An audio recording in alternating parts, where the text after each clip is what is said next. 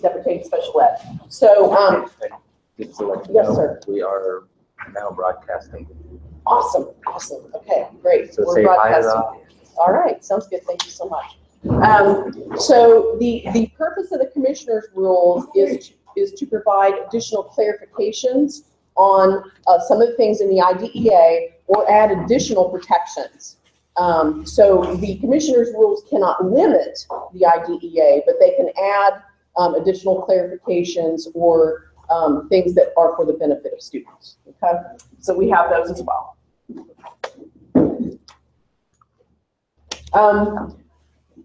How many people in this room have heard of the term child fine? A few. All right, good, good. All right, child fine. Basically what this means is school districts have an affirmative obligation to find and identify all students who are living within their district boundaries who have disabilities, okay?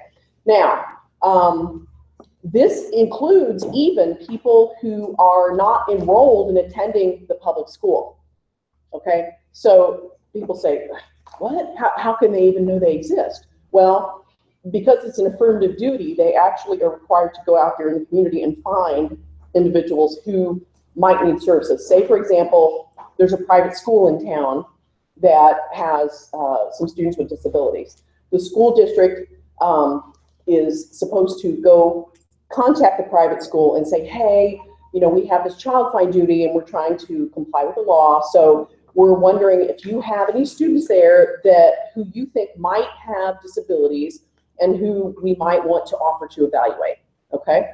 And so it even is that extreme that they would actually be able to go out in the community and try to find people. The other thing I've seen school districts do is place ads in the local paper. You know, do you have a child who has special needs? You know, please contact us and, you know, we'll set up an evaluation. Now, parents are not obligated to submit the child for an evaluation if the school district asks, but the district has to at least offer it. Okay, so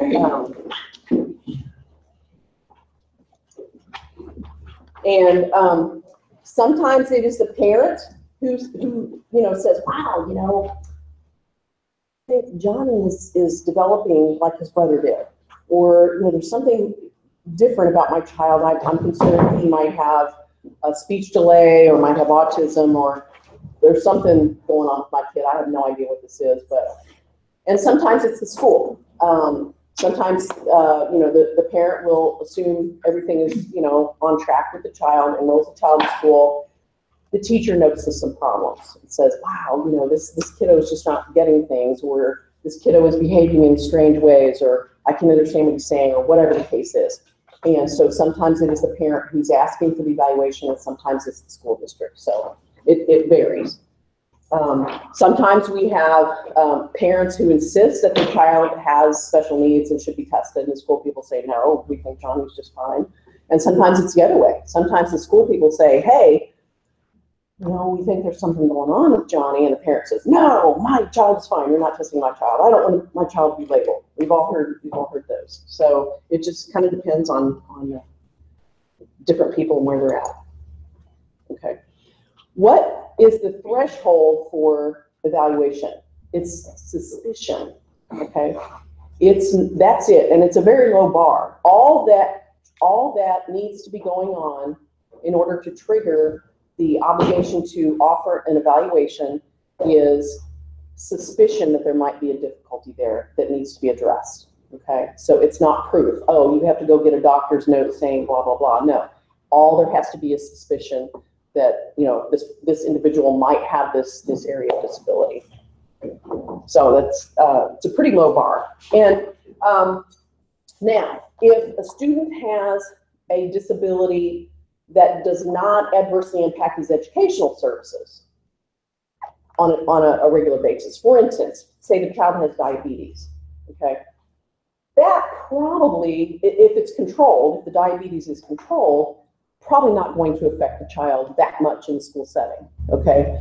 But if it's an uncontrolled situation, it might very seriously impact the child's education. So it kind of depends on, you know, what is the child's status and that sort of thing. So a lot of times you'll end up with a 504 plan for a student who has a disability, but it's not necessarily having an adverse impact on his education. Same with like food allergies and that sort of thing. So when it happens, when there's some kind of an acute problem, yeah, you know, that's going to severely impact the child's educational services. Could potentially kill the kid. But on a day-to-day basis, it's not something that really adversely impacts the child's education. So that's usually the distinction between the 504 plans and the IEPs that students get. Okay, there it is. Okay, and now educational performance. A lot of people think of, you know, reading, writing, and arithmetic. When you think of education, you think that's, you know, that's what we're dealing with. We need one more chair. Looks like. It's actually broader than that. It's not simply academics. It's, does the child have behavioral differences that need to be addressed? Does the child have attention deficits that need to be addressed? Does the child have occupational therapy needs, physical therapy needs, those sorts of things? So it's broader than simply the academics. Typically, people think of just the academics when they're thinking, well, you know, his math seems okay, but it's more than that. And what that means is all those areas need to be addressed by being assessed. So if we suspect that a child has, let's say, OT sensory needs, then we need to do an OT sensory evaluation. If we suspect that he has a need for psychological counseling, we need to do an assessment to see if there is a need for that and what the areas of deficit are. Same with academics and that sort of thing. So what happens is the school district will supply a consent for evaluation to the parent. The consent for evaluation typically will say, you know, these are the areas that we're going to evaluate, and you know, it'll list them, give examples of assessment instruments that might be used, and it will identify, here are the areas that we suspect there might be a need. Okay, so that the parent is on board with, you know, what it is that's going on, what the school district is trying to assess for, what the suspected areas of need are. So the parent signs a consent for evaluation, and that starts the process, or at least it's supposed to. So how it's supposed to work is there's a meeting to plan for the areas that the parent and school think are needed to be assessed. So, because not every child is going to need all the same assessments. You know, there may be a child who needs a speech assessment, another child's speech is just fine. So everybody should sit down and talk about, well, here's what I'm seeing, and here's what I think we need to look at, and then, you know, parent, what do you think we need to do in terms of this assessment? So that's how it's supposed to work. Frequently, it doesn't work like that. You know, it's like, here's a consent form. We're going to assess everything, and there's really not a meeting about it. So how it actually works, frequently, you just get the form. Unfortunately, I have seen this, not in every school district, but frequently there is some delay in getting the consent form itself to the family to sign. I think that happens many times because the school district staff is overburdened. They already have so many evaluations on their plate. They don't want to add another one. You know, there's only so many hours in the day. And so sometimes if they delay giving the consent form out, then they can delay having to do the evaluation. It's a practical consideration in many instances. So timelines. In Texas, there's a 45-day timeline for initial evaluations, which is we're going to start. You know, the child's not currently eligible, has never been assessed. We want to go ahead and get that done.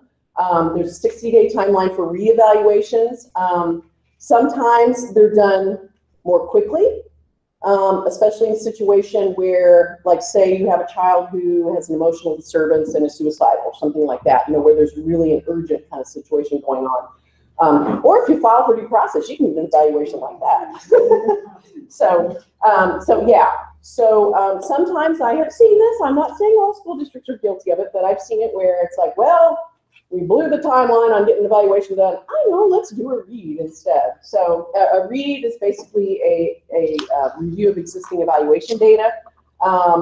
So I've seen that, and I've seen emails saying, hey, let's do this instead because we blew our timeline. So that it happens. It happens. This explains what a read is. Sometimes a read is useful. There's no sense wasting time on evaluations if you already kind of know some information. You know, like for instance, the example I gave here. We don't necessarily need to do an IQ score on a kid whose IQ has been stable. You know, there's not really a question, you know, that is a concern at that point. So, you know, why put the kid through that, you know, when he could be getting educational services instead? So there are times where, you know, evaluation should be done because we want to know what are the present levels of performance for this child. In other words, where is he performing at this point? So, and the way to get at that is through assessment. So then once you get the evaluation data in, you can make decisions about, okay, what areas are we going to make the child eligible in? What are the services that we're going to need to put together for this kiddo based on his areas of need? So really the evaluation is supposed to drive the programming and services in terms of, you know, what are we going to give to this kiddo going forward? The services are going to be different for a kid with autism spectrum disorder than they're going to be with a kid who has some kind of a physical disability. So, you know, there is case law saying that the eligibility area doesn't matter, you know, what label we put on it. And, you know, that is true to some extent because we should be addressing the child's unique needs anyway. But the reality is there are different services that are considered for a kid who has autism versus one who has diabetes, okay? I mean, that's just the reality. I personally think what we should do is just say eligible or not eligible and not necessarily put a label on it, but just identify the areas of need because people spend a lot of time arguing over labels and I just don't know that that's productive. Some labels come with a stigma, emotional disturbance, for example. You know, that one, some people don't like that label because, you know, it sounds like, okay, this person is crazy. No, that's not really what it means. But, you know, something like other health impaired is more benign. There's not a judgment that comes with that. So sometimes people will like to put a kid who has emotional disturbance under something more benign like OHI. It doesn't really matter. As long as the services are appropriate, that's really what the point is. So there are differences, as I understand it, and maybe somebody in this room knows this better than I do. Different labels come with different price tags that the school gets. So in other words, I believe that a school gets more money for a child who has autism as a label versus one who has OHI as a label. And I don't know if any of you can speak to that in this room or not, but that's my understanding. And I don't really know, you know, if this number of dollars or that number of dollars, because that's not really something I deal with, but I know that sometimes that matters. So do you know? Yeah, in Texas, our special education dollars are based on placement. Okay. So we have funding weights for special ed that are based on placement, where you're funded more for more restrictive placements. In the 1990s, that was eliminated in almost all states to not encourage restrictive placements. But in Texas, we haven't gotten that changed yet. Thank you. I appreciate that. Okay, so we decided the child is eligible. We've evaluated. We have a really good idea of what's going on with the child, and we want to address those needs. So what we do is we write the IEP. Many of you in this room have experienced writing goals and objectives in an IEP. Those goals and objectives are the centerpiece, the single most important thing, in my opinion, in our documents. Okay. They're going to drive the services, the placement, the rest of the IEP. So they are the single most important thing, in my opinion, about, you know, what we're doing with the IEP. So goals and objectives should be written in all areas of need. Okay, all areas of need, not just we're going to write some math and reading goals. If the child has study skills problems, if the child has behavior problems, if the child has trouble bringing materials to school, if the child has social skills difficulties, all of those areas that have been identified in the evaluation should be subject to goals and objectives, okay? So what we would do is look at the evaluations and say, we've identified needs in X, Y, Z, P, D, Q areas, and now we need to write goals and objectives that address those things. In other words, it's a formal plan for working on the areas that we've identified as being areas of need. We don't need to write goals or objectives for things the kid is not having problems in, but we do need to write them in the areas that he needs extra help and needs to have instruction in order to learn those skills. Related services. If there is, for example, a speech, OT, in-home training, community-based instruction, whatever the related services are, goals and objectives need to be written in those areas as well. Okay. Placement is decided after you've written the goals and objectives and devised the services, and then you ask yourself, okay, now where can we give the child the programming that we have built with these goals and objectives? Okay. So the placement determination comes at the end, not the beginning of the discussion. That's how it's supposed to work. Okay. And accommodations and modifications. Those are basically, you know, those are where you can really be creative in terms of things to help a child. And they may actually be the key to keeping the child in, say, a gen ed setting versus some kind of a self-contained setting. So if there are these things that we can do that can keep the child in a gen ed setting, accommodations and modifications, you know, let's try to do those things. So for instance, if you have a kiddo who can't take notes for whatever reason, but you know, is getting the content, is, you know, testing well, et cetera, if we can give that kid a set of a classmate's notes or the teacher's notes or whatever, and keep that kid in the gen ed setting, then we should think about that as something that we could put in the child's IEP. So sometimes the school folks are great at coming up with ideas for the accommodations and modifications. Sometimes parents come up with them. Hey, if we could only do this thing, you know, this would really help, because this seems to be where he's constantly falling down, you know, on the job as a student. So behavior plans. If a child has behaviors that adversely impact his learning or the learning of others, then the child should have at least behavior goals and probably a behavior plan. So in other words, this is how we're going to deal with these things that keep coming up in the classroom. And it's not for every little behavior, you know, once a year the kid misbehaves. It's not for that kind of situation.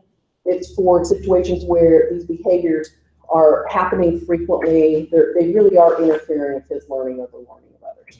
So we need to address those things with a behavior plan.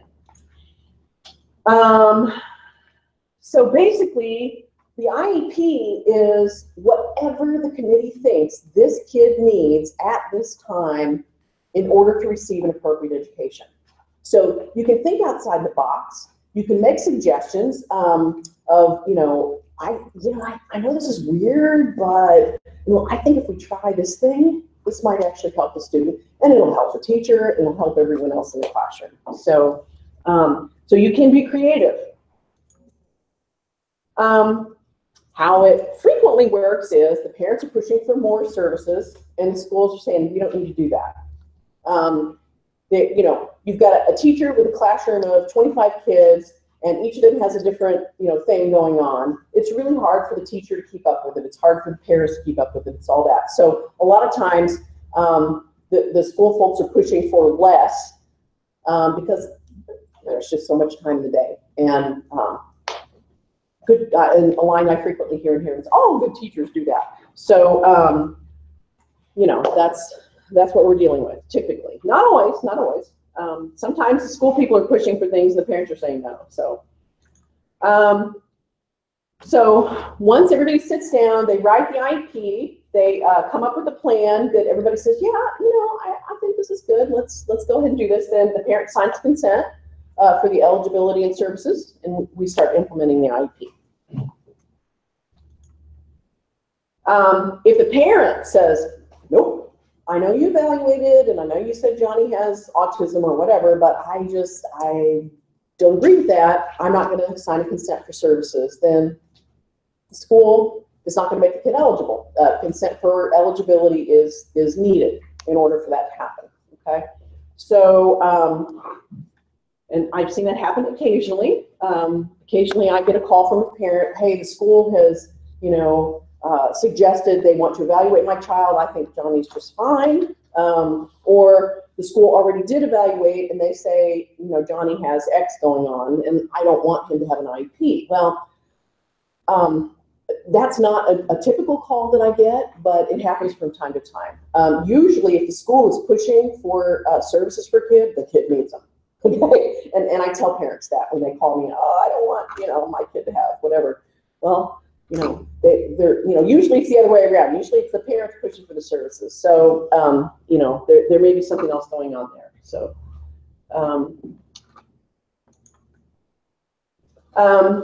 then if, say the parent says, okay, I do agree that Johnny has special needs and all that, but I really don't agree to all the services, then you can do a partial agreement. So in other words, you know, go ahead, the parent can say, look, I agree to eligibility and I agree to X, Y, and Z. Go ahead and implement those services. This could be a situation where the, let's say the parent thinks that Johnny needs 5 days a week of speech, and the school says, well, we're going to do 1 day a week of speech. So I would encourage the parent to take the services that are, you know, being offered, and you can contest whether he needs more or not, but at least take those under the idea that something is better than nothing. Okay, so I would not suggest that someone say no to any services at all because you don't think it's enough. So I don't think that helps the child at all.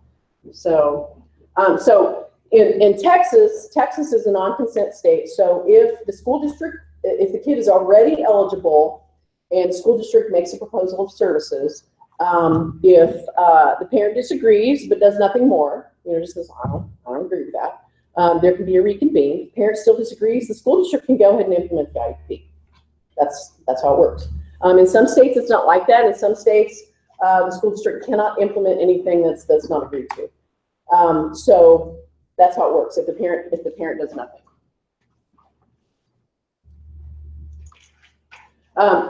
So these are some options if the parent disagrees. Go along with what they propose. Sometimes people do stuff they don't agree with and just, you know, move forward. Parents can go to as many IEP meetings as needed to get something done if they think that there is a basis. It's similar to the idea of nagging, okay?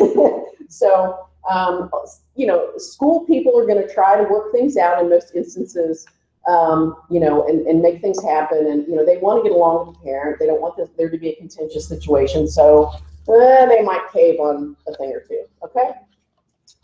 You go to the ARD, you can go to the ARD meeting. Hey there, do we have one more seat? Yes, we do. You can go to the ARD meeting, you can reach an impasse, you can ask for mediation. Mediation sometimes is a very good tool to work through differences. What happens when somebody suggests mediation, say the parent says, look, I don't agree with what you proposed, or the school district can say, I don't agree with you, parent. Why don't we try mediation, okay? What happens in Texas in mediation is the school district or the parent, either one, gets the other side to agree, yes, I think we ought to go to mediation. So then they file a request with TEA to assign a mediator. Now, in Texas, luckily, it's really kind of a nice thing here in Texas, you can request a specific mediator. So if you are familiar with mediation, you've heard good things about a particular mediator, or you've used a mediator before, you can request that person again. And I think sometimes that's a really useful tool because different personalities sometimes need different mediators. And so that really is an awesome tool that we have here in Texas to resolve cases. Probably 90% of cases that go to mediation settle there. That's awesome. That's letting the parties figure out their differences in a collaborative way, and the relationships are not severed. So I highly recommend mediation. You can also request TEA assign just a random mediator. That's okay too. I mean, they're all qualified. They're all, you know, decent at what they do. Another option is to ask for due process. That's dropping the A-bomb, but that is an option for working things out. So if the parent and the school cannot work things out, whether they've gone to mediation or not, they can file a special ed due process hearing request. And what happens is that goes to the state assigns a hearing officer, and then frequently there is a mediation that happens after that. Once a due process is filed, then it's like, oh, wow, okay, so how about we go to mediation now? And again, 90% of the time these things work out in mediation, so it really is a good tool. So just because you file for hearing does not mean you have to go to a hearing. It means you want to be taken seriously, you have some concerns that you believe are of the nature that need to be decided by an independent third party. And so TEA would assign a hearing officer. It's not somebody chosen by the school, it's somebody chosen by the state. And currently we have kind of this, I guess, hybrid system, for lack of a better term, where we have Texas Education Agency hearing officers. We still have 3 of those. There used to be all of the hearings going to those folks. There used to be like 12 or 15 hearing officers back in the day. But now there's 3 TEA hearing officers, and then there's State Office of Administrative hearing officers as well. So when somebody files a due process case, it'll either go to the TEA hearing officers or to the SOA hearing officers. So you don't know when you file for hearing which system you're going to end up getting a hearing officer for, but they're both basically state assigned hearing officers. Rumor has it that they're going to go totally to the SOA hearing officers, but I don't know. They're shorthanded, so I don't know that right now is really the time to make the conversion. But anyway, so it's all rumors anyway. So let's see. I think we hit that already. Another option is to, if you are a parent and you really disagree with the school's program and you think there is no way this is going to work out, you can take your child and put your child in a private placement. If the school district cannot give an appropriate placement and you supply out of your own pocket an appropriate placement for the child, then TEA or SOA could order the school district to pay for your child's private placement. Most parents don't seek private placement for their kids. That is a little bit of a rare thing, but it happens. It happens. And so parents who do that, you have to give schools a written notice that you're going to do it. I think you've denied my child a free appropriate public education, and I'm going to go put Johnny in a private school 10 business days or more from now, and I'm going to ask you to pay for it later. Okay, so written notice is important. Better to have it not needed than need it not have it. Even if you don't plan to sue the school district for reimbursement, do it anyway. It's an email. That's, it takes 10 minutes to do it. It's better. The other thing is, we have here in Texas a 1-year limitations period on special ed matters. Yeah.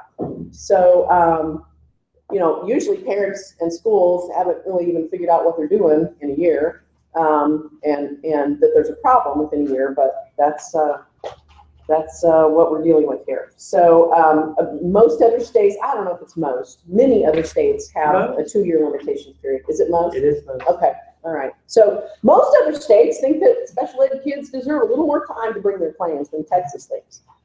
So another idea is move. Sometimes that is the simplest solution to the problem. Okay. What happens a lot of times in these types of situations is the school district and the parent, there's a personality issue. Okay. So everybody's made everybody mad. Everybody's entrenched in their position. Ain't nobody ever going to get along again as long as they live. And so sometimes it's better to just go get a fresh start. It really is. And sometimes I tell parents, look, you know what? It would actually be cheaper for you to move to a different school district than to do this other thing you're thinking of. Spend your money on your kid and your family. Don't spend it on litigation. Okay? So that is sometimes a viable option. Sometimes, too, in the larger districts, the school district will agree to let the child go to a different school.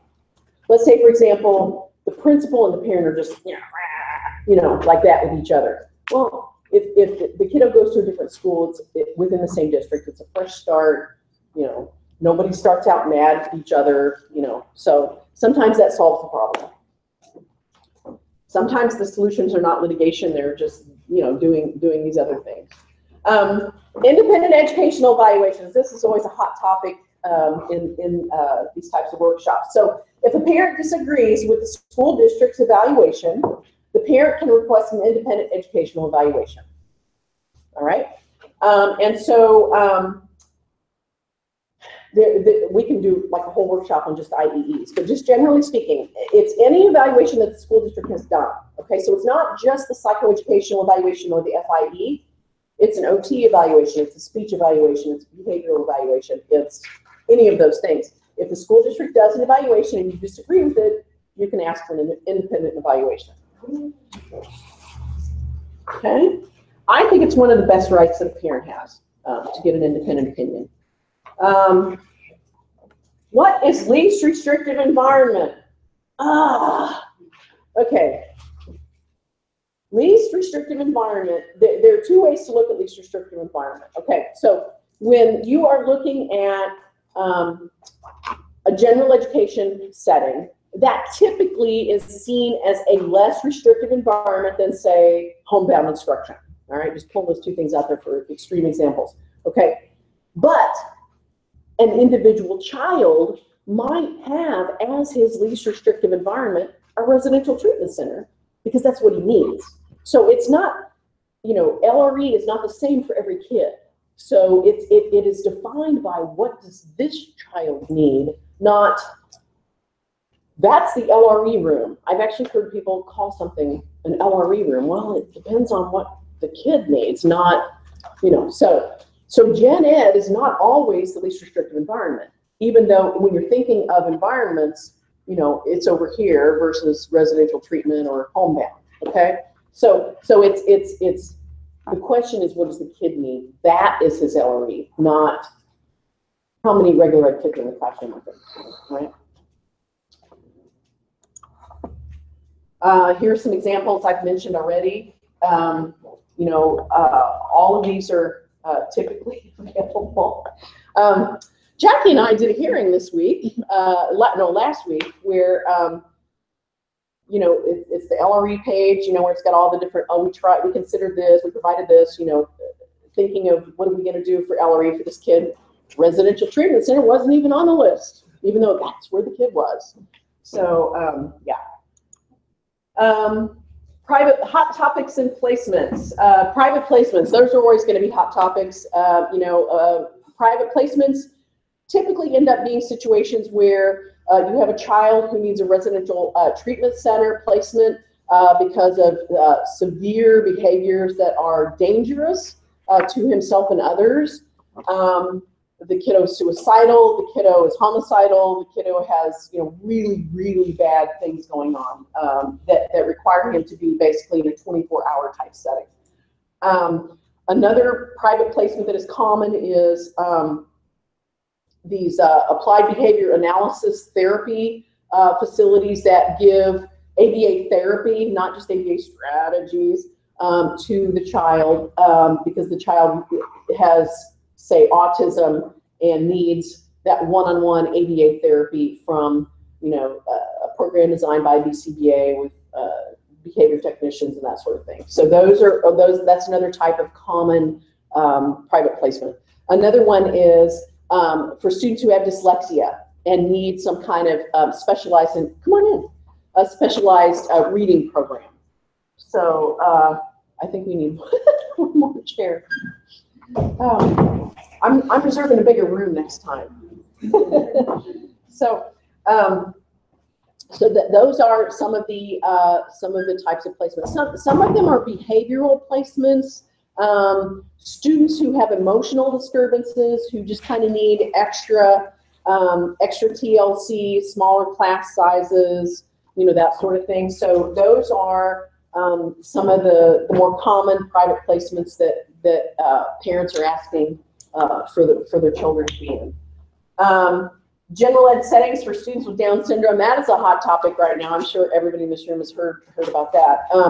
So the research supports that students with Down syndrome should be in the general ed classroom with their peers, their same age peers. Now, is the child with Down syndrome going to be able to learn algebra and trigonometry and that sort of thing? No, probably not. But the idea is that the child is going to be able to learn some of those concepts that are helpful and learn how to get along with peers who he's going to have to spend the rest of his life with. So that's why parents typically want kids with Down syndrome included in the general ed setting, because these are the kids in their community. These are people they're going to be dealing with the rest of their lives. And so they want their kid in a regular classroom, and they get that, you know, Johnny's not going to learn trigonometry. So that's kind of a big fight that's going on, you know, in some of these cases right now. And and typically kids with Down syndrome are not behavior problems. So it's not like they're going to be, you know, in the classroom screaming the whole time, you know, like you might have with some other areas of disability. So there's not the disruption factor going on. So behavior unit placements for students with autism. What I frequently see in these cases is you have a kiddo with an emotional disturbance, and you know, he and his other friends with emotional disturbance end up in these behavior units because they, you know, they're disrupting the school. They're dangerous. They've, you know, done some pretty bad stuff. So what happens when a kid with autism ends up acting up? You know, sometimes you end up with the kid with autism getting put in with kids with the behavioral problems, and that's really a recipe for disaster. On many levels, because what happens is frequently the kids with the emotional disturbances will, they'll trick, you know, the kid with autism into doing dumb stuff because, haha, this is funny, or, you know, whatever motives people have to do what they do. The other thing is that the kiddos with autism, you know, are going to pick up some of those behaviors that they otherwise would never have even seen. And so it's a recipe for disaster. Kids with ED and kids with autism do not belong together in behavioral units. That's a hot button topic for me. So, oh, and there's my contact info. Let's see, how are we doing on time? Oh, we're actually not doing too bad. I have business cards up here. If anybody wants to email me with questions, you're welcome to do that. I can't really give school district employees advice about current ongoing things, you know, such as, oh, we have this case where blah, blah, blah. I can't do that because I only represent parents, and I don't want to, you know, be giving schools legal advice. I should not. You should, you know. But if you just have kind of like a general question, or if you want a copy of something or whatever, I'm happy to, you know, to help folks out with that kind of stuff. So, all right, I guess we can do like a couple of questions maybe, and then we're going to take a little potty break and come back and do the next session. So, questions. I know you guys have questions. I know a lot of not shy people in this room. I just want to say that moving from placement driven to service providing is a big deal for districts, and we're really trying to do that. It's important that Yeah.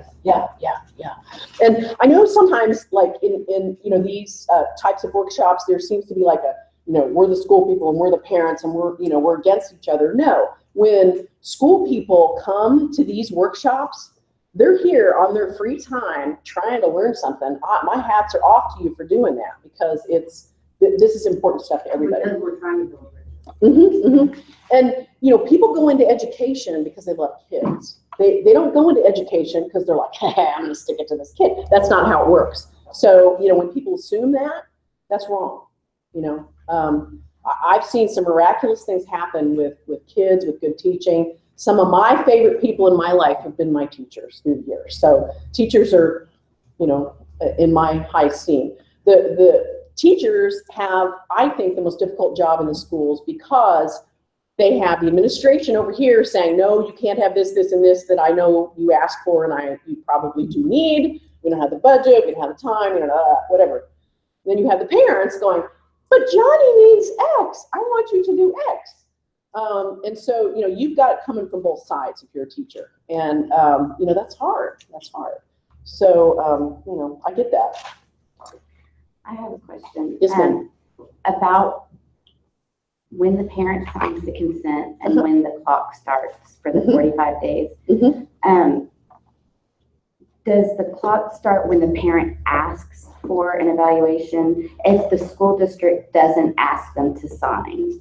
The timeline starts when the consent form is signed, okay? But I have had situations where the parent asks for the consent form and it's not given to them for 60 days, and the hearing officer holds that against the school, saying you should have given, you know, within a few days, give them the form, you know? Like a full school year. Yeah, I mean that, yeah. So, I mean, so yes, that's when the timeline starts, but that doesn't mean the hearing officer can't look at the, yeah, but it took you 2 months to give them the form after they ask in writing for one, you know. And if they don't know their right and they're, like the school district keeps saying, oh yeah, we're working on, like the teacher needs to fill certain things out before we ask you to sign for permission for an evaluation. Yeah, that's not. So I would just add to that, that in Texas, you know, we used to have a calendar day, 60-day calendar day. And when we moved to school day, we got a separate timeline from the time of the parent request. So when the parent makes request, we now have a 15 school day requirement for the district to answer the request by either giving the consent or the prior written notice, the denial, we're not going to evaluate, and here's your prior written notice. And then from the date that consent is given, then you have 45 school days for the evaluation to be completed, and then 30 calendar days for the initial ARD. And those deadlines are hard to remember, and what makes them even more complicated is there's a special rule if you do it at the end of the school year. We calculate our days differently.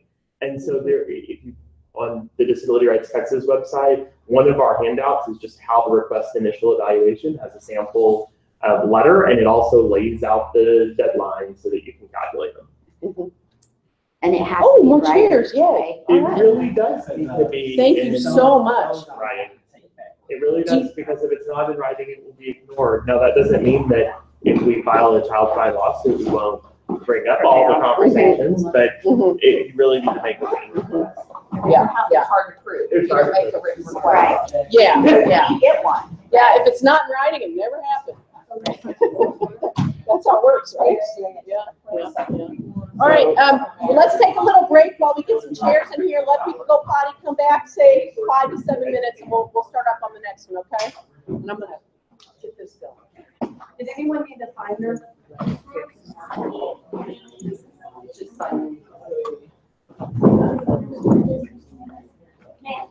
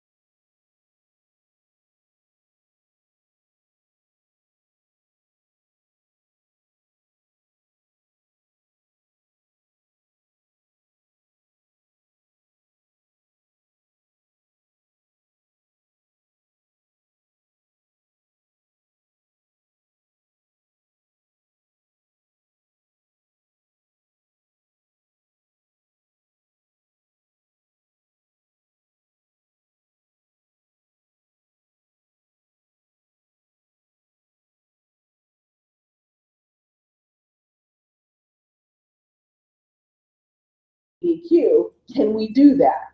Okay, and that is helpful in an ARD meeting because you can help convince the ARD committee that yes, Johnny actually really does need these things. It's one thing for a parent to say, hey, I think my child needs more speech therapy. It's another when you have a speech language pathologist who shares that opinion and has written a report stating that. So it basically helps bolster your position if you're asking for something in the ARD committee that you've not received a yes to. Okay, so it's basically authority for your position instead of just, you know, mom thinks it would be nice. Okay. Also, if you're going to go to due process, you want an evaluation. Just you do, and so does the school. So it's helpful for that purpose as well. So there are different theories on choosing an evaluator. I'll just throw out some ideas here. Geography. Sometimes people want to choose an evaluator that's, you know, very close by so they can have a continuing relationship with that person. You know, there's not a bunch of travel, you know, it's convenient, okay? Some people do not want someone who's geographically in the same area because they want someone who isn't, you know, the cousin of the superintendent's second, you know, whatever, okay? In small school districts, you end up with, you know, situations like that where, you know, everybody's intertwined in the community and they want to go get somebody outside of the community who will give what they consider to be an honest opinion. The other thing is, you know, if the parent picks someone in the community and then later realizes, oh, you know, they're friends with so-and-so and they're Facebook friends or whatever, you know, whatever the intertwining is, they will always wonder, did the psychologist or the speech language pathologist give me an accurate assessment of my kid? Or did they think, oh, wow, I want to keep the people at the school happy, so I'm going to, you know, make this sort of lame in terms of the recommendation. So you'd rather not wonder, you know, you want to have confidence in the evaluation. Subject area.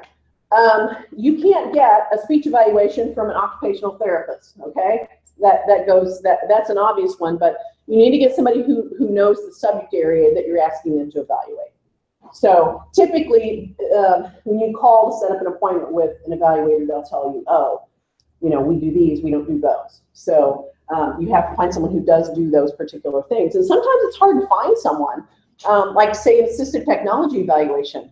You know, it's not like there's, you know, you pick up the phone book and there's 42 people in there advertising that they do AT evaluations. So, you know, sometimes it takes a little bit of sleuthing, you know, to find people. You can talk to other parents and professionals or school people to find out, you know, who have they seen reports from, who do they recommend, that sort of thing. So you can ask around. Sometimes that's the best referral method.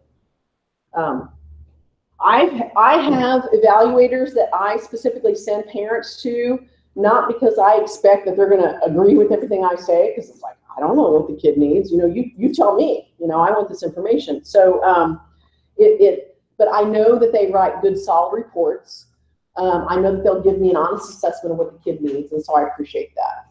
So I tend to go back to the same people for that reason. I know they're good. It's not a wild card. There have been times where parents have come to me with evaluations in hand that were pitiful. You know, they went out and got them on their own. They didn't ask for anybody's advice. I looked at them and I'm like, wow, you know, this is bad. I actually had one come to me with a handwritten evaluation report. I kid you not. Yeah.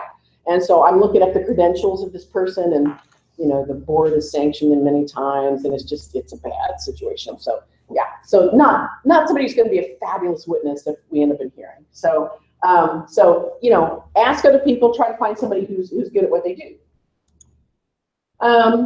Tip number 2, focus on the goals and objectives in your child's IEP. They need to be objective and measurable, okay? Objective meaning anybody could pick this up and be able to implement it and be able to know whether it's being successfully performed or not, okay? And it must be measurable. Johnny will read better is not measurable. If you have to be specific, what are the specific skills that we're going to try to be teaching, and how are we going to measure success? We need to know this, because if we're doing a program for a kid and it's not making progress in the goals and objectives, we need to figure out why. So in order to have that baseline data, where is he performing now, we need to have periodic checks on, yes, he's improving this skill or that skill, and he's not improving these others. Let's see what we can do to fix this. So as we said earlier, they need to be in all areas of need. But those goals and objectives are the single most important part of the IEP, in my opinion. Progress reports. This can be a hot button topic. Okay, so the schools are supposed to be giving progress reports on the child's IEP goals and objectives at the same frequency that regular ed kids get their progress reports, okay? That means like midway through the 6 weeks, midway through the semester, whatever it is that the regular ed kids are getting progress reports going home, the IEP goals and objective reports should be going home to the parent. This is happening better now than it used to.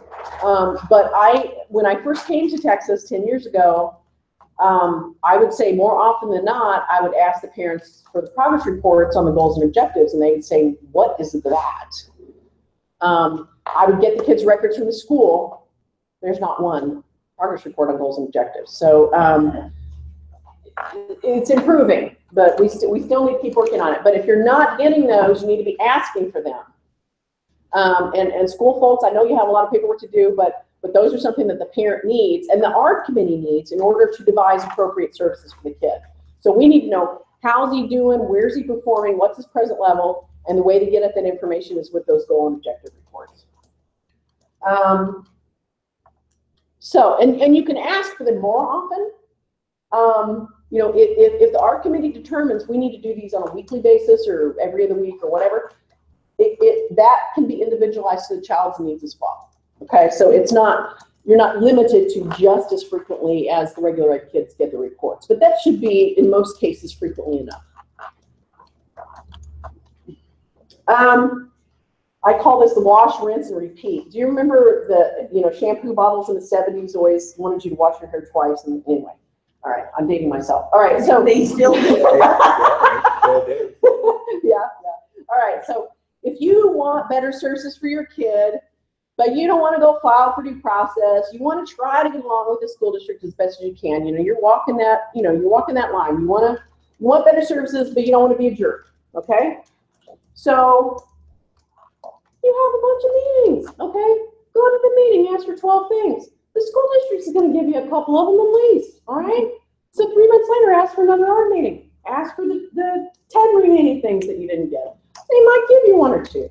So by the time you get to the end of the school year, you may have all 12 of the things that you wanted because they're trying to work things out with you. And so when you're writing the IEP for the next year, you've already gotten those 12 things and you're able to show, hey, these things work. Okay, that is a technique that can be used that does not involve filing for due process. Okay, most people by nature want to get along with you. They want to work things out. Most people do not want to be at war with each other. Life is difficult enough. So if you can get into these meetings and get things worked out, that is so much better than calling me. I'm too busy anyway. All right? So, functional behavioral assessment and BIPs. What we're trying to do with a functional behavioral assessment is figure out what is triggering the behavior. Is it Johnny doesn't want to do the work because he knows he can't read? Is it the fluorescent lights are making me go bonkers? Is it, whatever, okay? Is Johnny trying to get attention? Is he acting out because he likes to be the class clown? He's kind of he needs that. He needs the attention. He's not getting attention at home or whatever the circumstances are, okay? So we have to figure out what's triggering the behavior. It's important to know that because then we need to address the behavior in a way that makes the behavior better, that does not reinforce the behavior. Okay, so say we have a kid who doesn't want to do the work because it's too hard, so he acts out in reading class always. Okay, if somebody does a functional behavioral assessment, they'll be able to figure out, wow, I looked at the time of day where these things are happening, it's always during reading. And you might be able to make some conclusions from that and do some things to address the reading problem. So, but if we reinforce it by, okay, now it's reading time, and Johnny starts bouncing off the walls, banging his head on the table, whatever, and we say, no, don't do that. Here, color, or here, have a snack, whatever. You're basically encouraging the child to continue to do that behavior because he got rewarded. He didn't have to do that reading that he hates. So that's a very simplistic example, but it gives you an idea of why it is we're trying to do these things. And behaviors are not just misbehaviors. It's not just throwing a brick through the window. It's things like not bringing your materials to class. That's going to interfere with your educational services if you never bring your homework, you never bring your book, you never bring a pencil, you know. So those are behaviors. So keep that in mind. An FBA is a systematic collection and analysis of data across time and across settings. It's not, we sat down in the ARD meeting and checked a bunch of boxes. That's not an FBA. Now, it may say at the top, functional behavioral assessment, but it really is a collection and analysis of data. You've got to do that in order to really figure out what is causing this behavior. Okay. So, you know, it's the idea of garbage in, garbage out. If you don't have good data that you're using to write the FBA, you're going to have a crappy book. It's not going to work. It's probably going to make things worse. It's not going to make them better. So, so you really do need this good information in order to write a good behavior plan. So a behavior plan, simplistically, it's a plan for handling the behaviors with the goal being to extinguish the maladaptive behaviors or for there to be replacement behaviors, okay? So it's when Johnny does this, we're going to do that, okay? So it's an actual plan, okay? And it's not, well, you know, when Johnny acts up, we're going to send him to the office. You know, it needs to be specific things about what he's doing and what the adults are going to do to address it. And then we're going to take data, we're going to keep information about how he reacts to those things so we can figure out, are these interventions working or not? And frequently I see situations where the child is, he does something dumb in school. And, you know, the school staff is, of course, you know, shocked and appalled, and they send him to, they put in an out-of-school suspension, or they send him to the adaptive behavior unit, whatever. Okay, so there's punishment. And you look at the behavior plan, and none of that stuff is on the behavior plan as a consequence. So those things need to match up. I mean, there has to be an actual plan. If Johnny does X, then we're going to do this, okay? And so frequently when a parent calls me and says, ha, my kid just got expelled, I'm like, well, let me see the behavior plan. The behavior plan doesn't include expulsion or, you know, whatever. And it's not one of the weapons, drugs, or serious bodily injury offenses. So, you know, usually when, you know, we can point that out to the school, they'll say, oh, yeah, okay, we'll fix that. And we can get it resolved. When the behaviors continue to escalate over a period of time after the implementation of a new BIP, one or two things is occurring. Either the BIP's not appropriate, or it's perfectly appropriate and it's just not being implemented. Okay? So it's one of those two things. Now, that's not to say that when you first start with a behavior plan and the behaviors escalate, well, yeah, the kid's going to be mad. You know, you're on to him and you're doing some different stuff, and the behaviors at first are probably going to escalate. But after a period of time, they should start reducing in number. So it's one of those two things, guys. If the behavior plan's not working, something's up. I think probably everybody in this room would agree with this. FBAs and BIPs are crucial for kids with autism. And if the school district can't figure out what is triggering the behaviors, and I frequently will see Johnny did this and no one knows why in the school documents, then somebody from the outside can come and give a fresh look. And it doesn't mean the school people are incompetent. That's not what it means at all. We're not, as human beings, none of us is good at self-analysis, okay? None of us is good at, oh, yeah, you know, I should be doing this differently. You know, looking very objectively at our own behaviors, okay? So if you can bring in somebody from the outside who can look at it with a fresh eye, who's not worrying about, you know, their employer or, you know, their friends at the school, or I don't want to call this person out, you know, and be critical because they're my friend, you know, or whatever. You may end up in a situation where they can actually see what's going on and come up with a plan that helps. And it's not that there's a competence, it's objectivity. It's hard for us to do that, to observe ourselves and figure out what the problem is. We would have already done it, right? So there are people out there who are specialists in behavior. Frequently, they are board certified behavior analysts. That's what they do for a living. They're good at looking at circumstances, coming up with plans for here's how we're going to address this need. So they're expensive. That's one of the reasons I think school districts are reluctant to hire them or to employ them because they are expensive. But they can do a world of good to help a kid, help a classroom. The teacher is going to have a hard time teaching the class if Johnny's bouncing off the walls all the time. She deserves to have a classroom she can teach in as well. Oops, messed that up. Entitlement to services to age 22. Schools, I see this happen frequently, encourage parents to believe that once the child turns 18, they have to go. Okay? And that's because limited resources, limited staff, the parents are a pain in the neck, or they don't get along, or whatever the case may be. Okay? So, wow, your kid's going to be 18. Here's what we're going to do for graduation. Meanwhile, the kid can't read, write, do whatever. Okay? So we want to be rid of you. Okay?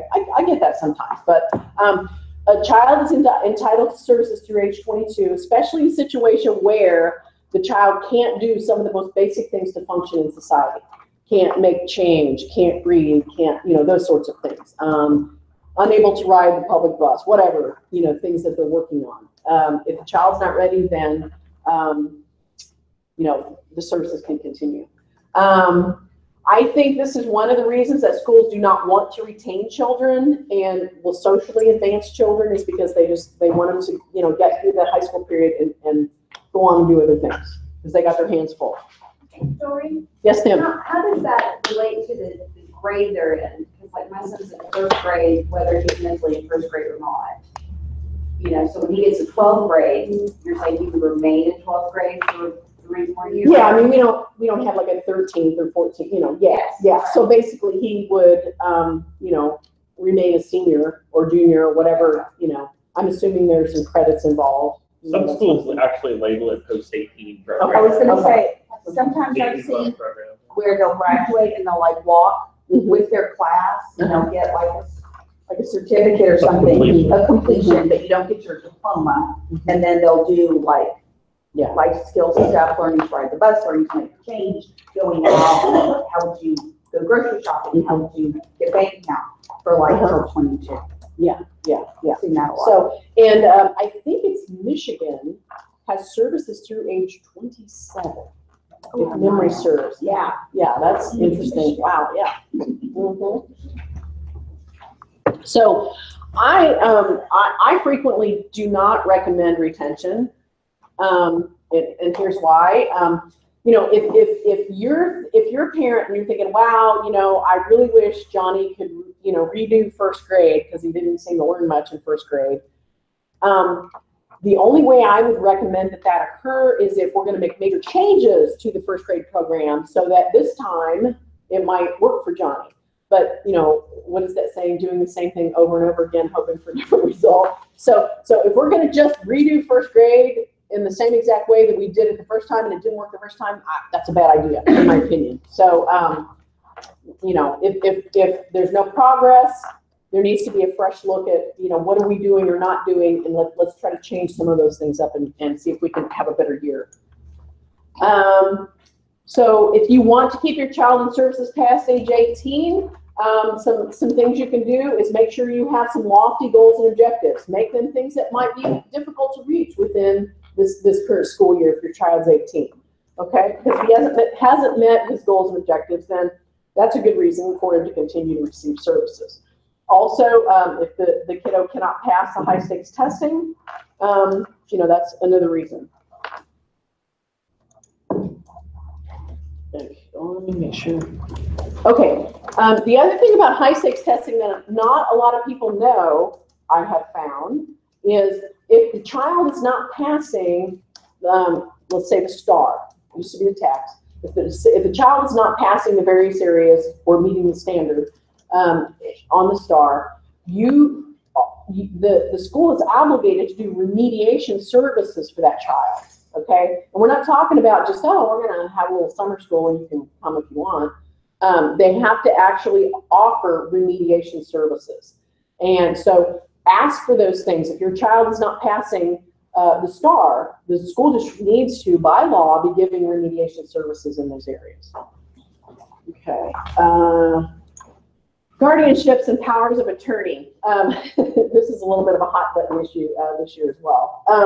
Okay, so when a child is getting ready to turn age 18, typically the decision-making power, most adults are presumed to be competent at age 18, and they basically take over the decision-making for their lives, okay? Well, some students are not able to do that. They're not able to make decisions. They're not able to take care of, life's necessities. They're not able to make, to be safe and do those sorts of things. So individuals who cannot do that frequently someone will seek a guardianship over them. And so what happens is, what I advise parents to do when, the child is getting ready to turn 18 is file a petition for guardianship in the county court where the family lives a couple of months before the child turns age 18. There's a process that occurs that will take a good couple of months to happen. And then that way you can have the guardianship hearing and get the letters of guardianship as close to as possible after the 18th birthday. Things that need to be done, you got to have a physician statement saying, yes, Johnny needs a full guardianship, or Johnny needs a partial guardianship because he can't do X, Y, and Z. There will be an ad litem assigned. The ad litem will represent the prospective ward, so the individual who the guardianship is being sought over. And the reason for that is they want to make sure that we're not getting guardianships over people who really kind of could take care of their own lives, or they have substantial assets and someone's trying to get a hold of them. So we want to make sure that there's a genuine need for a guardianship to occur. And I'm trying to think what else. In Galveston County, there is I don't know if it was a grant or what, but the ad litem fee is paid. The parent does not have to pay the ad litem fee. In other areas like Jefferson County, the parent has to pay the ad litem fee. So it can be $500 to $800, something like that. There's a filing fee. It's under $200 in county court. So that's a very quick overview of guardianships. Powers of attorney. Sometimes powers of attorney can be used for students who have who are able to understand what it is that they're doing. So in other words, if you have a kid who has disabilities, who wants mom and dad to go ahead and continue to do the ARD meetings and the educational services, and actually understands what he is signing, you can do a power of attorney. So, there are pros and cons to guardianships and powers of attorney, and there have been whole many-hour workshops on each of the subjects. But a power of attorney can, be more easily voided than a guardianship. So, it just kind of depends on your circumstances. Dorene, have you had any experience with filing a due process and the school attacking it because the parent doesn't have standing to bring that? Well, I have not, because when I have parents fill out the forms and I notice, oh, Johnny's getting ready to turn 18, we need to attend to this. I try to do that as part of the, advising the client. I know that there are some people who have had that sort of thing happen. And there was a fairly recent case where, things didn't go well for the family because of, that issue. So I have not personally had it happen, but I mean, it happens, and cases take a while. Sometimes, they're in court for a long time, and, kids age out and come to the age of majority. Yeah. But I mean, it's definitely something that you have to pay attention to when you're doing these types of cases, because that can, it may not be an issue when you first start doing the case, but it may become an issue soon afterwards. So, and if a parent comes to me and the kiddo is already age 18, then I'm like, we either got to do a guardianship or a power of attorney. That's what we have to do. So, okay. Oh, I talked about this already. Okay, that was my tip number 6, the high stakes testing remediation. Accommodations and modifications. I think we talked a little bit about this. Sometimes they're the key to keeping the child in the less restrictive environments. We talked about taking the class notes. The independent evaluator can be a really good source for those types of things because frequently there will be a laundry list of, here's some ideas that you can try, with this child. That can be an idea. The other thing is there are lots of really good websites out there that may have ideas of suggested accommodations and modifications. There may be things that you would never in a million years think of for the child that you read the list and say, oh, this looks like a good idea. Let's do that. So, okay, mechanisms for dispute resolution. It's not just due process. There's lots of other options. ARD meetings. Probably everybody in this room has been to one. Facilitated ARD meeting. Now, this is a concept that they started in Indiana several years ago. That's where I came from. I moved here because I don't like cold winters. But they would have somebody who is heavily involved in the special ed world, but who does not work for the school district itself, come in and serve as sort of a mediator / facilitator in an ARD meeting. I mean, they actually go to the ARD meeting and they kind of run the ARD meeting. I have seen great success with that in Indiana, where it really, I think they kind of almost piloted it there. It really was a good thing. That way, it works especially well in a situation where the parent and school have kind of, been button heads with each other, and it's a good way to bring somebody in and maybe, bring up some ideas that might work and that sort of thing. And it's at the ARD committee level. It's not, there's no litigation. It's just somebody to come in and help facilitate this discussion because you guys are not getting along, so we need to do that. Mediation, we talked about that. TEA assigns a mediator. We get that person to come in. Typically, people are in different rooms. The school's in one room, the parents in the other, and the mediator kind of bounces back and forth until there's either an agreement or an impasse. Wonderful tool. I strongly, strongly encourage it for every situation where you guys can't agree. Another option is to file a complaint with the state. Texas Education Agency has a form. They do procedural violations. Okay, a TEA complaint doesn't address things like Johnny should have more or less speech therapy. Okay, they address things like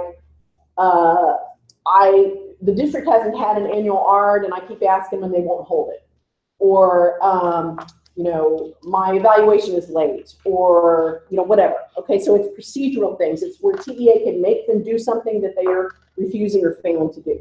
Okay, it's not for determining how much of X does Johnny need. Okay, due process. It's called special ed due process hearing request. Basically, it lays out what the concerns are of the family, what the family wants to resolve the situation. I told you earlier that the state will assign a hearing officer. It'll be a SOLR TEA hearing officer. There'll be a pre-hearing conference where the parties get together and figure out scheduling issues. A hearing officer decision is supposed to be issued within 75 days of the filing of the due process hearing request, which is huge in terms of a fast timeline in litigation. They actually very rarely happen on that timeline because somebody's always got a conflict on, just the randomly chosen dates that end up being put in the initial pre-hearing order. So you get on a giant conference call and figure out dates and deadlines and that sort of thing. Once you file for due process, there is a resolution session that the parties can choose to participate in. Sometimes those are useful for working things out. It's been my experience not that useful, and the reason is you've got basically the same people who have been at loggerheads, in the recent past and not been able to agree, and get them to sit down one more time. just by themselves to try to hack through it is really not the most successful tool. It happens sometimes it works, but I'd say most of the time not. So if the parties think, sitting down one more time and blocking horns is not going to work, then they can agree to waive the resolution session and do a mediation instead. I think that's a better tool because then you have an impartial person who's there to try to get things worked out. And having one more meeting where people are angry is not going to end up being helpful. It's just going to waste people's time and make them more entrenched in their position. So, on hearings, due process hearings are expensive, time-consuming. There's hundreds and thousands of pages of documents. There's lots of witnesses. People are not friends after a due process hearing. They're just not, okay? So the school people will say stuff that makes the parent mad. The parent will say stuff that makes the school people mad. It is not a recipe for having a beneficial relationship going forward. So it's not something that you should enter into lightly because it really will damage the relationships going to a due process hearing. It just does. Parents will sometimes say, I want to file for due process, but, and I want to go to hearing, but I want to, be friends with everyone afterwards. I'm like, you're not going to be, they're going to hate you and you're going to hate them. So that's how that's going to go. So that's the reality, sadly. And if you've got a child who's really young, and the family's not planning to move, you're going to have, 12 to 15 years of you hate each other. Who wants to live their life like that? So, I mean, it's a big deal to go to a due process hearing. Suspensions and expulsions. My belief is if we're suspending a kid with disabilities, there's a problem with the program, okay? If the child is out of school for more than 10 days and has special needs, he or she is supposed to receive services. Do you know why that is? Because in the old days, they'd say, this kid is a pain in the neck. I know, let's suspend him indefinitely. So we had to make laws that says, nope, you got to give services. So, and it's not like, an installment situation where, oh, we're going to do 10 days and we're going to do 10 more and then we're going to do 10 more and eventually he'll be gone, No. And the other thing is when a lot of parents and schools don't know this, when Johnny's acting up and you call mom and say, Johnny's acting up, please come and get him, that counts as a day of suspension, okay? Even if it's the last 2 hours of the school day, that counts. It's days or parts of days, okay? So I frequently, especially in behavior cases, will hear from the parent that, yeah, I frequently had to go pick up Johnny at school. Well, how many times? I don't know. I didn't keep track. It was like, 50 or so. So that's a problem. That is not, kicking the kid out of school is not the solution to the problem most of the time. There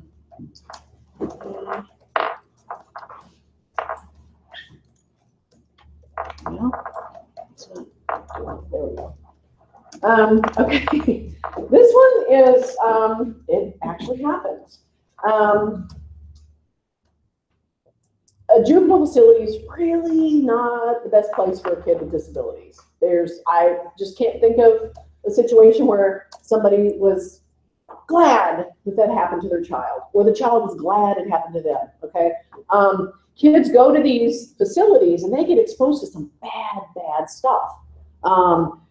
Drugs and violence and, ways to commit crimes that they never would have thought of and all this kind of stuff. So no good comes from sticking a kid with disabilities in a juvenile correctional facility, okay? So if this is happening where the child is being carted off to one of these facilities from school, let's just take a guess and say that the school program is not looking for that child, okay? If there are behaviors that need to be addressed, those need to be addressed with an FBA and a BIP. Okay, now, if the child is bringing an Uzi to school or, giving heroin, to people or, cutting off people's heads, yes, those kids can be removed from school. But typically they're not being removed from school for those 3 reasons. It's something like, they tripped someone or, somebody got bruised or whatever the case may be. A child who has special needs and is incarcerated still has an entitlement to get his IEP services implemented. I've never once seen this actually happen, but that's what the law says. So, yeah. So one of the strategies that I have used with these types of cases is you name the facility as a party, and you name the school district as a party. And pretty soon everybody's pointing fingers at, it's your fault, no, it's your fault, no, it's your fault, and they settle. So that's good.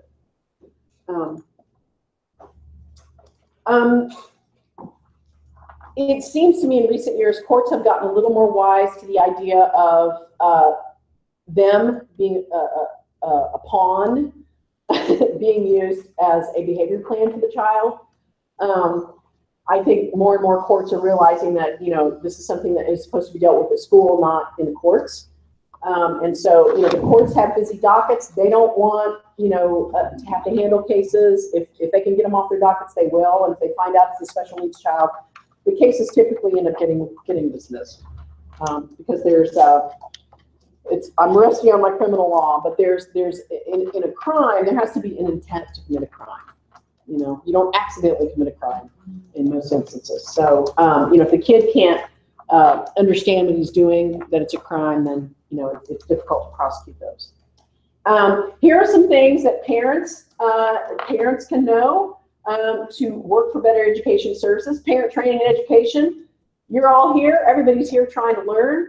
You know, that's a good thing. Knowing your state laws, your federal laws, and connecting with other parents. Now, you don't have to go memorize the law, okay? I don't have the law memorized, but I have general ideas about what it says, and if somebody asks me a question, I know where to go to look it up, okay?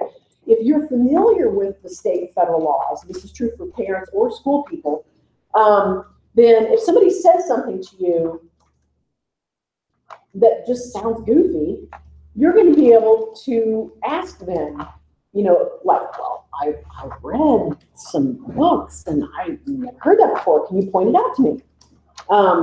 You know, all our laws are written. We do not have verbal laws in the United States, okay? So if somebody says something is the law, ask them to show you where it's at. So I've never heard that. I've read the law and I kind of feel familiar. So show me that law. That will help alleviate a lot of the, well, the law says blah, blah, blah, and people just make stuff up. It happens. I'm sure each person in this room has heard this at some point. The law says, okay? Advocates. Having a strong advocate system is a really good tool for parents because parents don't know everything. You know, this is their first rodeo, you know, typically going through the situation. And so they don't know their rights. They don't know what a good bit looks like. They don't know what a good goal looks like, you know, that sort of thing.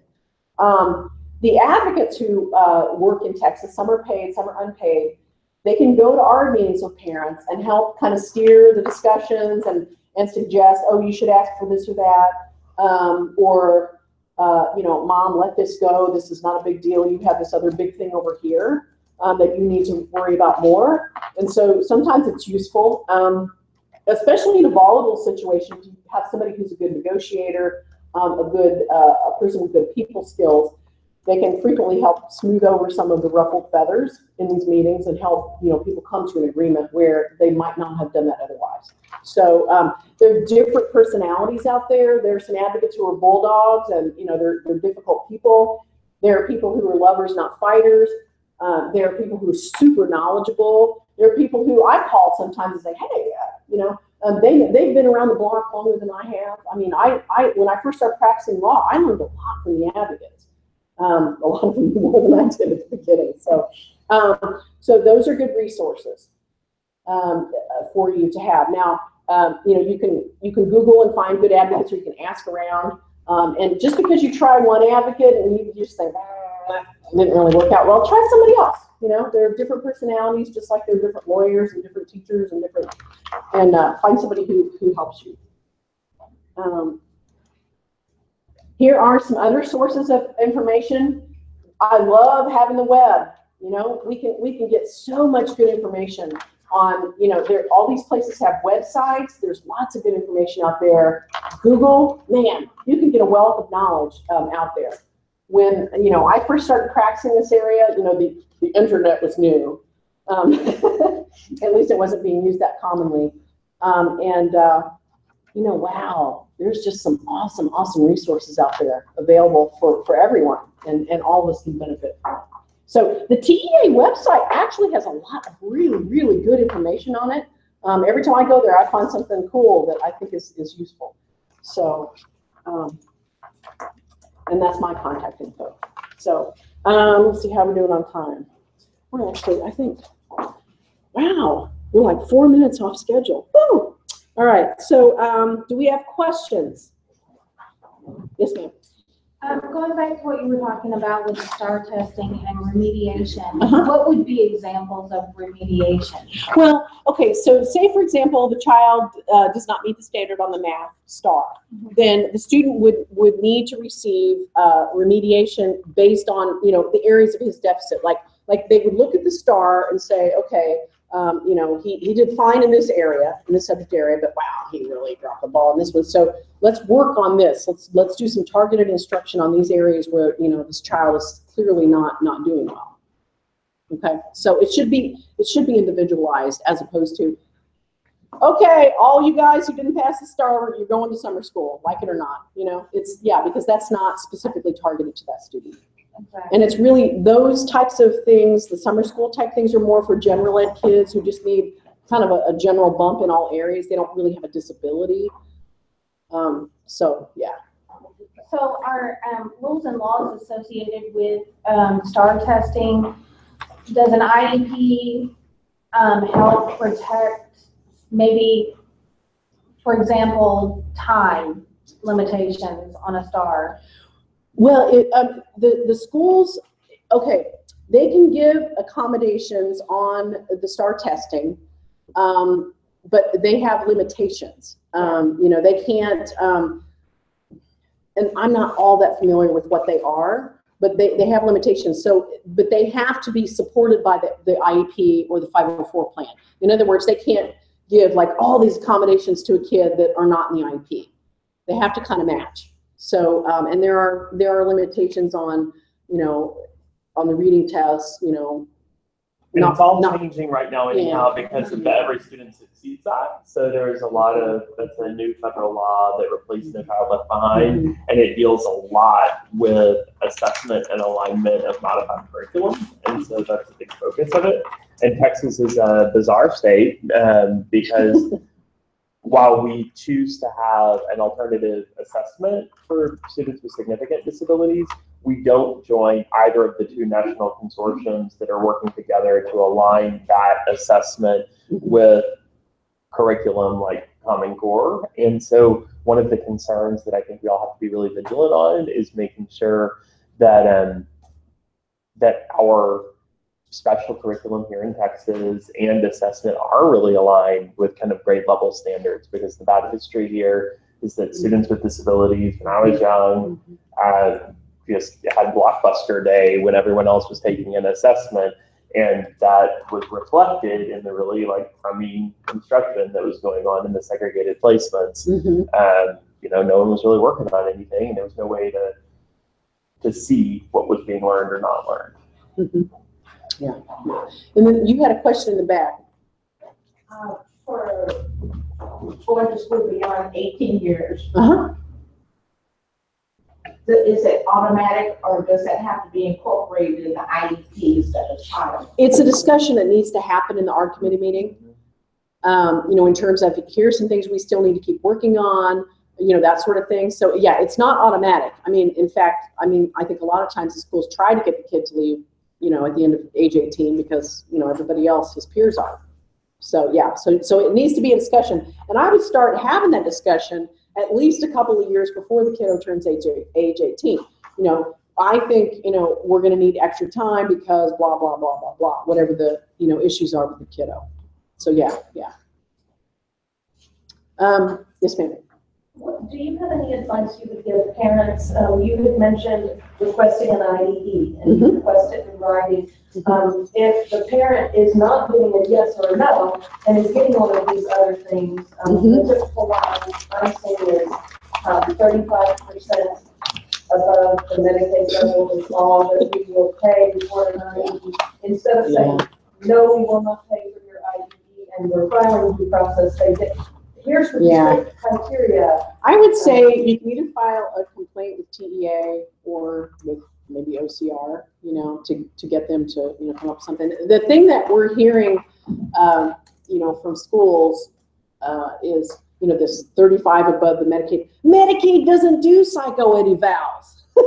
There's no such thing as a Medicaid psychoed eval. They don't go and observe at the school. They don't do records review. They don't offer educational advice on what needs to happen. There is no such thing as a Medicaid rate. And you can't get a learning disability evaluation.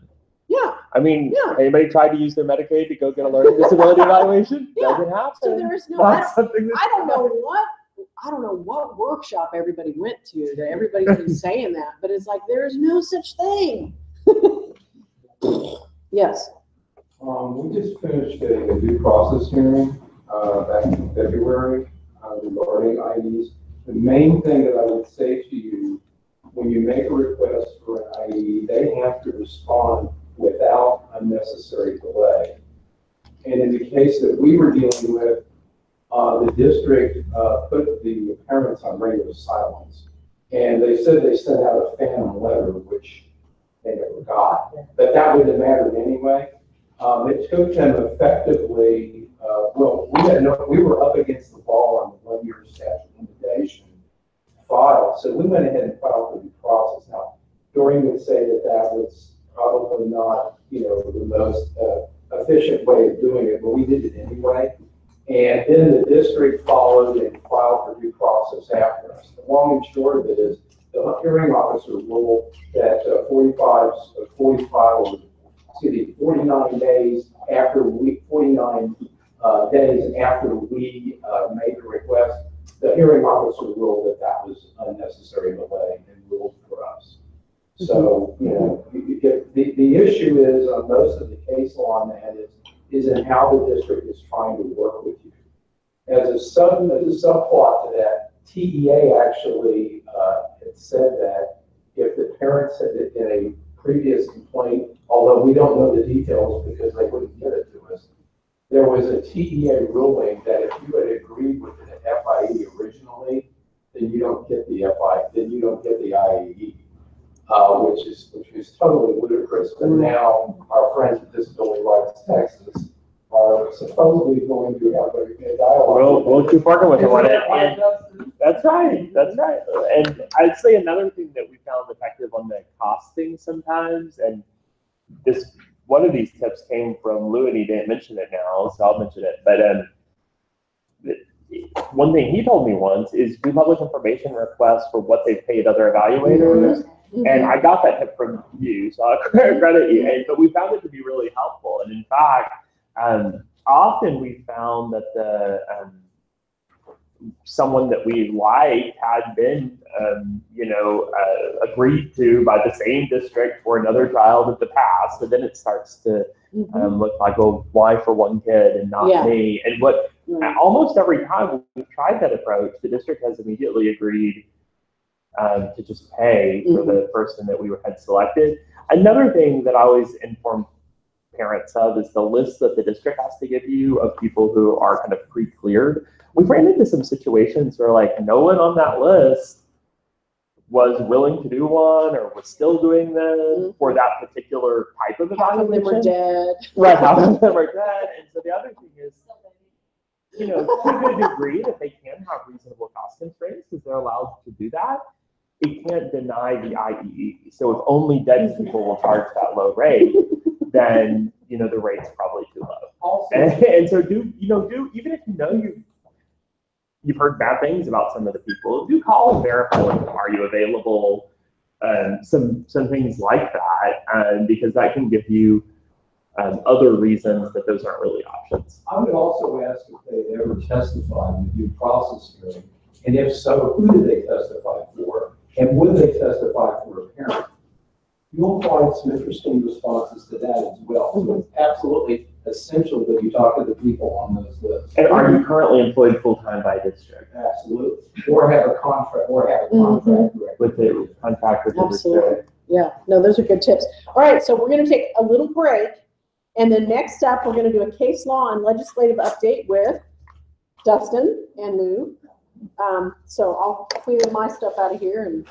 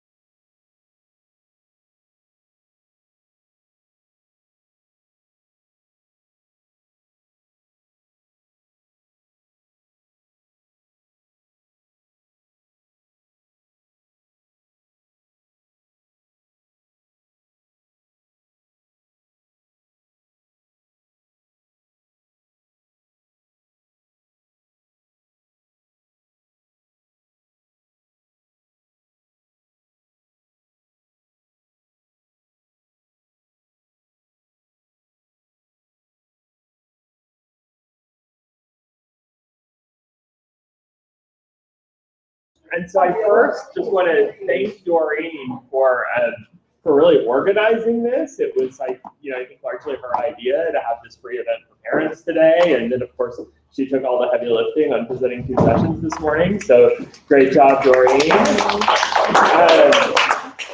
So I'm Dustin Rynders. I'm the supervising attorney of the education team at Disability Rights Texas. So for any of you who may not be aware, we're mainly federally funded, for the time being, knock on wood, nonprofit providing free legal services and other advocacy services to people with disabilities around the state. I supervise the team that deals with special education, but we also have colleagues that deal in employment and the rights of people in institutions and all sorts of other issues, actually, Medicaid appeals, for example. And as you can well imagine, we're under-resourced, which means that we can't always take every case, but we are a place that if you know someone who can't afford, a private advocate, our attorney, we are one place they can come to try to get help. And if we're not able to help them, we at least try to give some basic advice over the phone as well. So know that we are around. And our website at disabilityrightstexas.org also has a lot of resources for parents. So we have a big handbook and lots of other kind of handouts. So it's also just a place to look for information. One thing that makes us a little unique is that we also have policy staff. So 2 of the people that I supervise are full-time policy staff who provide kind of technical support at the Capitol and with TBA, working on special ed issues. And it has traditionally been a pretty lonely role for Disability Rights Texas at the Capitol, because there aren't a lot of organizations that really focus on issues of special education at the Capitol. And of course, the school groups are very well represented. And they have their special ed administrators group, the principals groups, the teachers unions. I mean, literally just dozens of school-based organizations that have full-time policy people representing their interests. And of course, often the interests of students and educators can be aligned, but not always. And so the ARC of Texas has sometimes engaged in special ed advocacy, especially historically. But this year, one of the things that I think is interesting to know is that we have kind of new players, and that's the Coalition of Texans with Disabilities has not traditionally been involved in special education. They've handled many other important disability issues, but this year they dedicated a full-time staff to working on special education. And I would let you all know that it's a member-based organization. So part of Disability Rights Texas not being federally funded means there are some restrictions on what we can do and what we're not allowed to do with that federal funding we receive. And Coalition of Texans with Disabilities is not federally funded. And so if you're interested in some of the things that Lou and I are going to talk about today, and you want to kind of get alerts and notices about upcoming policy issues, or places where you may want to have your voice heard, I would really encourage you to join CTD, which is the Coalition of Texans with Disabilities. It's a no-cost organization to join, but they're kind of joining us in some really important work right now. I'll let Lou introduce himself. Thanks, Dustin. My name is Lou Geigerman. I'm a special education advocate since 1995, so I guess I've been doing it a few years. Probably have been doing it as many years as the number of hairs I've been losing on the top of my head. Anyway, I'm a special education advocate, and I work pretty much all around the state, mostly Houston, greater Houston area, and other parts of the state down here. One of the things I do is I have a weekly radio show that you all might be interested in. You might want to write this down. Also, I'll have some brochures about it. It's on cypressradio.org, cypressradio.org. The show is called the Special Ed Section 504 Radio Hour. It's from 10 to 11 a.m. every Saturday. And we have a variety of people that have been on, including Dorene, let's see, Temple Grandin, and some other folks. So we've had some really, and of course, Laura Eskridge, who will be presenting. She's been with us a couple of times. In fact, you were, I think you were co-host that day. Anyway, but we've had other people on the show, legislators and whatever, but anyway, it's something that you'll get excellent information.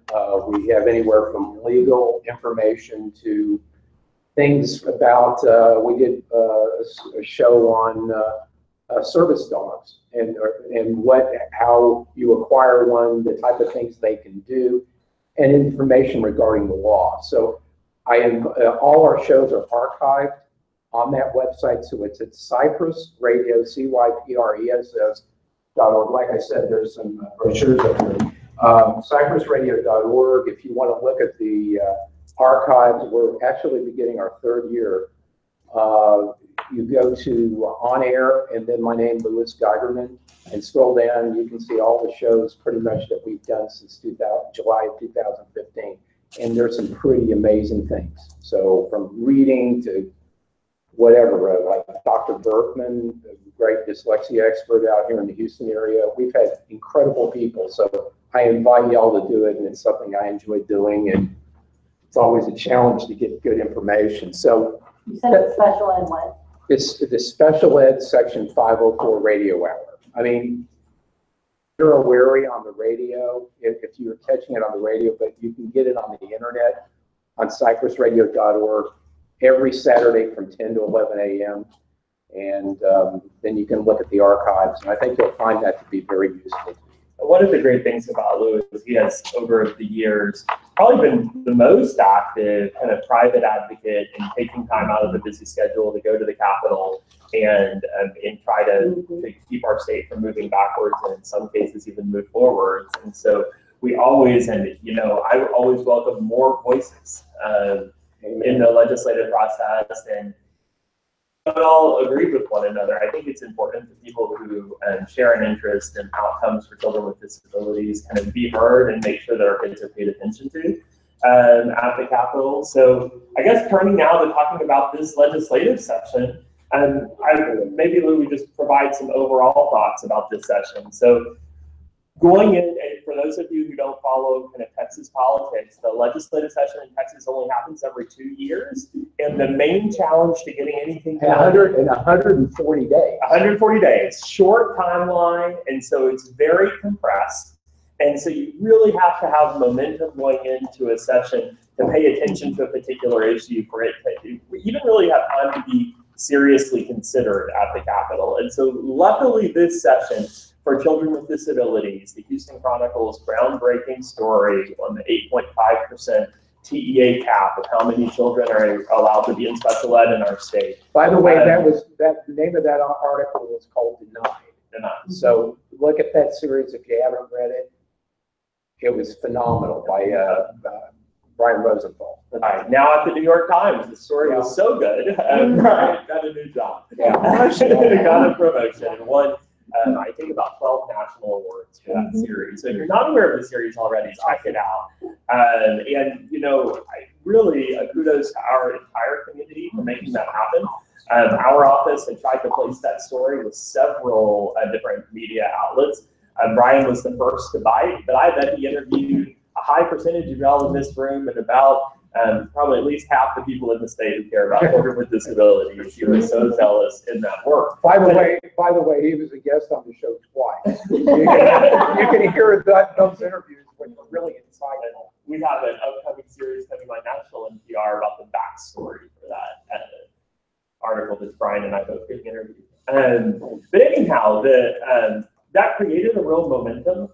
There were people of both political parties very interested in making sure that more children with disabilities weren't negatively impacted by TEA's cap. And I also think that even on issues outside of the cap, it created a space to just pay attention to our kids. And so that's always an opportunity. And I think something that we have to pay attention to. I think for individuals who aren't real active in the legislative sessions, I sometimes get requests, can y'all do this, or can y'all do this? You know, the first step is to educate the public about the problem and to make people decide to care about it. That's the first step to any kind of policy change. So luckily we had that going into this session.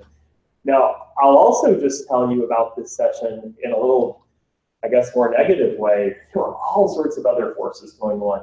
The Senate and the House weren't getting along. The main issue in public schools is always funding. We had a Texas Supreme Court decision that found that the system for funding public schools in Texas was Byzantine and basically terrible, but not illegal. And so there was this real question, are we going to address that this session? There's an ongoing dispute in the education world about the role that vouchers should or shouldn't play in Texas. That's an issue that divides the disability community and the community at large. People have different opinions about that. And so in this short, compact session, what special ed specific stuff is going to be addressed? And this session, we had a real contentious relationship between the Texas House and the Texas Senate, which was also making it very challenging to have things considered by both sides. And so that's what we went in with. And I'll say, we're about to go through all of the things that passed that specifically address special ed or that we think you might be interested in knowing about. There are some things that aren't on this list that I wish were. And at the same time, outside of special education, this session was a bloodbath for people with disabilities in our state. So we fared pretty well for children. You know, what I mean by that is that so many of our kids, especially with more significant disabilities, rely heavily for most of their life on Medicaid waiver services. We have these long waiting lists for Medicaid waivers. Our state has never done enough to address the waivers, but every session until this session, we saw some movement with the legislature allocating some amount of dollars to address part of that waiting list. And we did not get that at all this session for the very first time. So no money to address our wait list for services, including even no money for diversion spots to keep people from being unnecessarily institutionalized. And I think it's important, just disability trivia. Today is actually the 18th anniversary of the Olmstead Supreme Court case, which was the Supreme Court case that said that people with disabilities should not be unnecessarily institutionalized.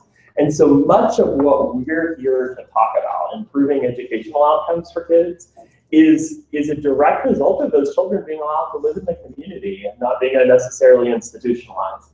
And yet in our state, not funding those community-based alternatives to institutions, really puts us at risk of going the wrong direction. And so that's one of the things that wasn't as lucky. Now moving on to better news. What's the good stuff that happened in special ed? All right, so number one, just the original point that Dustin talked about, the 8.5% cap that Brian Rosenthal talked about. Well, that's gone. Okay, now TEA, the Texas Education Code, now has a section that specifically prevents monitoring based on the percentage or total number of students in special ed. The 8.5% cap is gone. Allows for continued monitoring of disproportionality in special ed, and it's effective with the manual. So we got that passed, so the 8.5% solution is gone.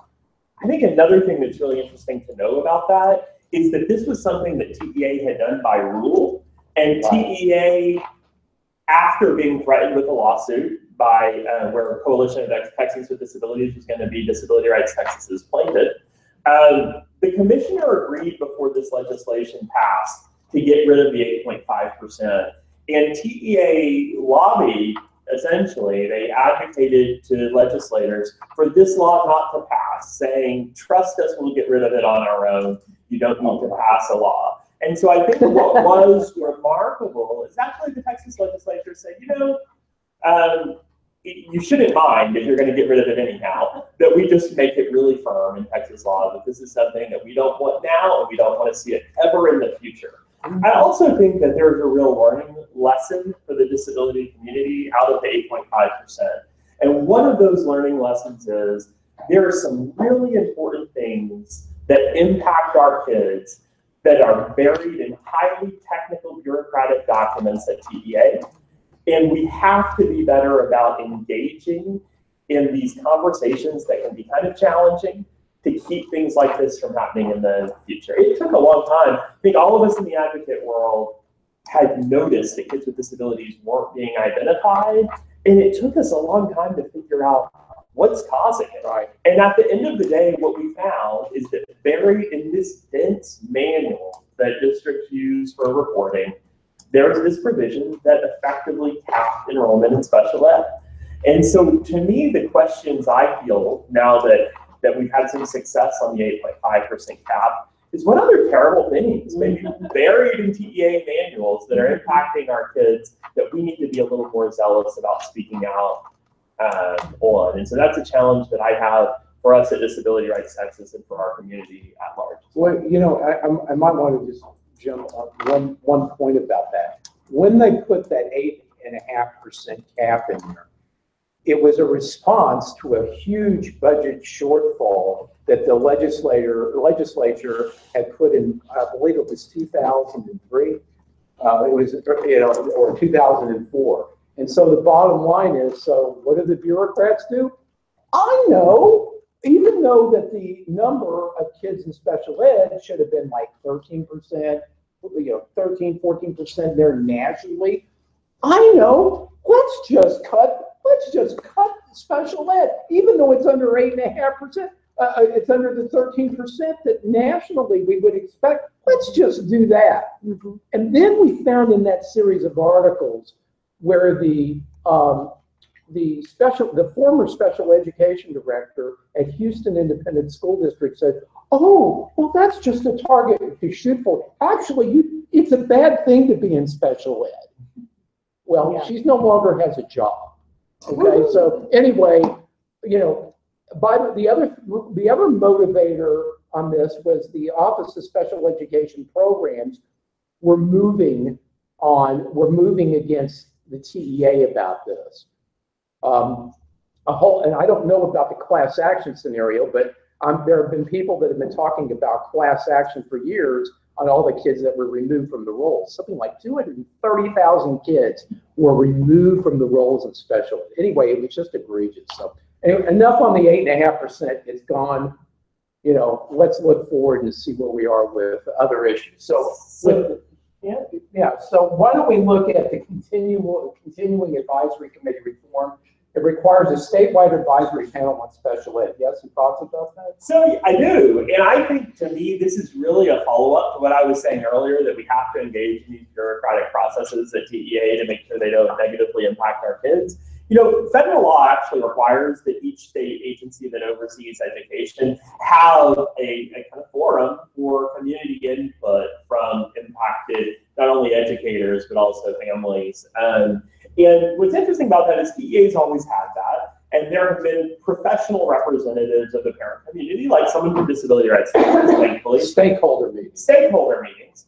But unfortunately, what we tended to see is that if an issue gets a little controversial, we don't publish the meeting notices or anything on the internet. And when 8.5% happened, and groups like Disability Rights Texas were really taking an active stance to try to remedy this injustice, when on these committees would try to raise the issue and ask questions of TEA, they would refuse to answer the questions in the meetings.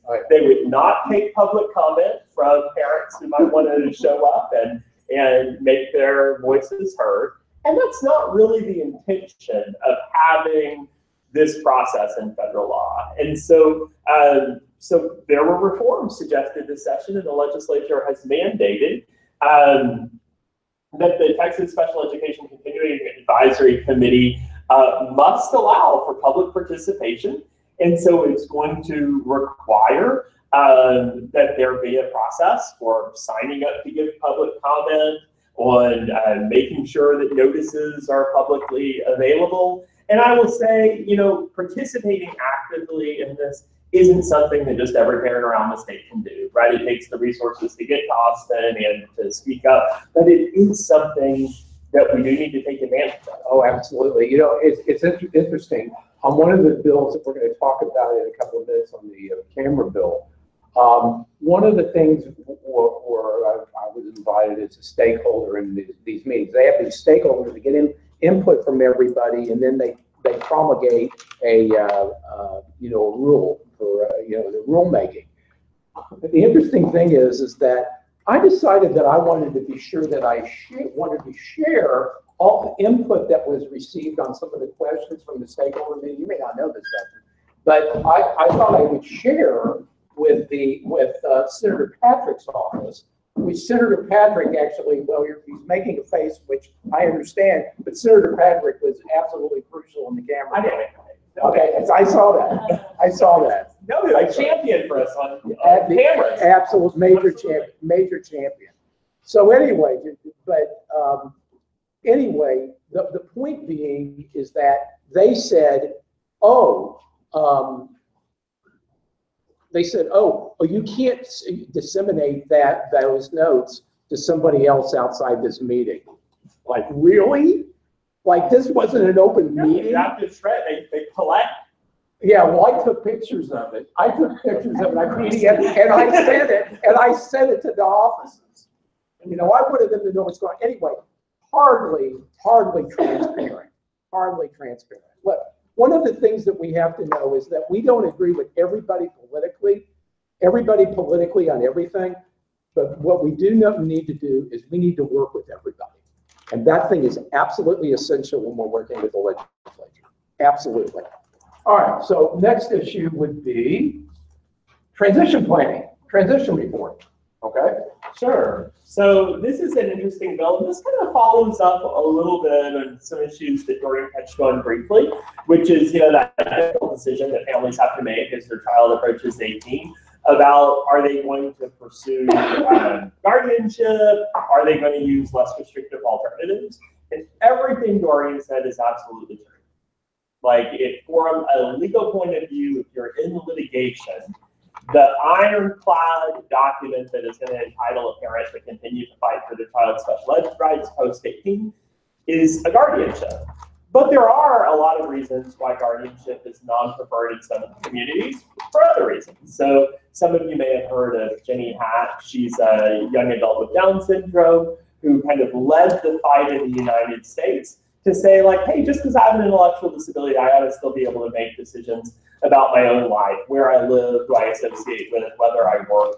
And so guardianship, while it's intended to be a protective structure, can also be a structure that deprives people of some really important kind of self-determination into their own life, which we all know is important for people with disabilities to achieve the outcomes we all want of independence and kind of growth. So the main alternative to guardianship that's being really considered in the disability rights community throughout the world is something called supported decision making. And it's an acknowledgement that people with disabilities may have less abilities to make decisions on their own, but that really none of us make decisions completely on our own. We all rely on trusted friends and supporters to help us make challenging decisions. And so with the supported decision making, the main idea is that I'm still my own decision maker, but I want mom to be here to help me. I mean, that's a thing, we know, we're a friend to be here to help me with that process. And so one of the things we know is, regardless of whether a person is kind of engaged in this longer conversation about how decisions should be made for adults with disabilities, there's never been a time in our state that the average family can afford guardianship or have a guardianship. There's a cost associated with it. And so for that reason, most people with intellectual disabilities in the state of Texas are not under guardianship. And that's something that you don't always know when you're sitting at the art table for a 17-year-old and the school gives you the required notice that in 1 year, if you haven't gotten guardianship, your son or daughter is going to be making their own decisions and you don't have an official role here. And so as our state has actually become the first state in the country to adopt a statute that outlines what supported decision making is all about. And so if you're interested in more training on that, Disability Rights Texas is doing them all over the place, and we have a lot of materials on our website. What this law primarily does is say, hey, schools, when you give that notice of transfer of rights at the age of 17, you need to include information about less restrictive alternatives. And the reason is because parents were sometimes feeling like schools were telling them to get a guardianship, when what should be communicated is the fact that, hey, if you don't get a guardianship, your son or daughter is going to be a decision maker next year. And that does bring about a lot of questions that probably need answered for that parent, like a need for training and understanding for all the options for that parent, but it's not an instruction that every parent needs to go get a guardianship. And that's what some parents were interpreting it to be. Well, for one thing, you know, there was an agreement by both sides from the school bar and the parent bar, in that there could be a power of attorney, an educational power of attorney that could be executed by the student that would still allow the parents to be the decision maker. So that opens that door, but they never talk about it. So when I'm in a meeting, he says, wait a minute, why aren't you telling them about an educational power of attorney? Oh, well, why don't you tell them about it? And, like in my job. In 99.5% of the cases, we're not in litigation, right? So these really difficult questions of whether something will hold up in a litigation context, don't apply to most kids, thank goodness. There's also a provision in IDEA I think y'all be aware of. It just says, districts are supposed, TEA, the state education agency, is supposed to have a process to kind of designate a parent of an adult who doesn't have capacity to maybe do supported decision-making or sign a power of attorney, to designate them as an educational decision maker. And that's something that our state education agency has thus far failed to do. And so that's something that we're also working on, even in the rulemaking process for Senate Bill 748. But this is mainly just a way of ensuring the parents have more access to information about their full range of options when their son or daughter turns 18. Okay, that's notice. Okay, good. All right, 2080. Okay, conducts RF. That's right in your. Yeah, there it is. So there's an important history here that probably won't apply to kind of most of y'all. But our agency many years ago had a class action lawsuit called the Angel G lawsuit, and it was about the failure of many residential facilities in the state to ensure that the children who lived there got an education. So some of them just weren't going to school, some of them were going to school, but for a really short period of their school day, and these residential facilities were kind of warehousing kids. That can be a little confusing because sometimes in special ed circles, when we talk about residential facilities, we're actually thinking kind of really specialized school programs that have residential facilities. What we actually see is that a lot of residential facilities in the state are largely for kids in foster care or kids on kind of contracts with probation offices, other types of facilities that may or may not prioritize education. And so that Angel G lawsuit said, hey, TEA, you were really asleep at the wheel and not making sure the kids who are in residential facilities are receiving an education. But what resulted from that over decades of litigation was something that we now call the residential facility tracker. And it's basically a monitoring tool that requires districts to self-report information about the education of kids who live in residential facilities. And school districts apparently hate it. And so there was a big effort by school districts to eliminate residential facility monitoring. It had been long enough that many of the people engaged in the conversation didn't remember the Angel G lawsuit that everyone had spent over a decade litigating. And so this bill requires that TEA continue to conduct residential facility monitoring, and that it amend the Texas Education Code to add a requirement that districts report in TEA's public Education Information Management System, which is PIMS, the count of students with disabilities tracked by the residential facility monitoring system. And so, again, this probably doesn't apply to a lot of your individual kids, but it's an important safeguard to make sure that some kids who are easily forgotten still get an education. It continues in the same area. Oh, okay.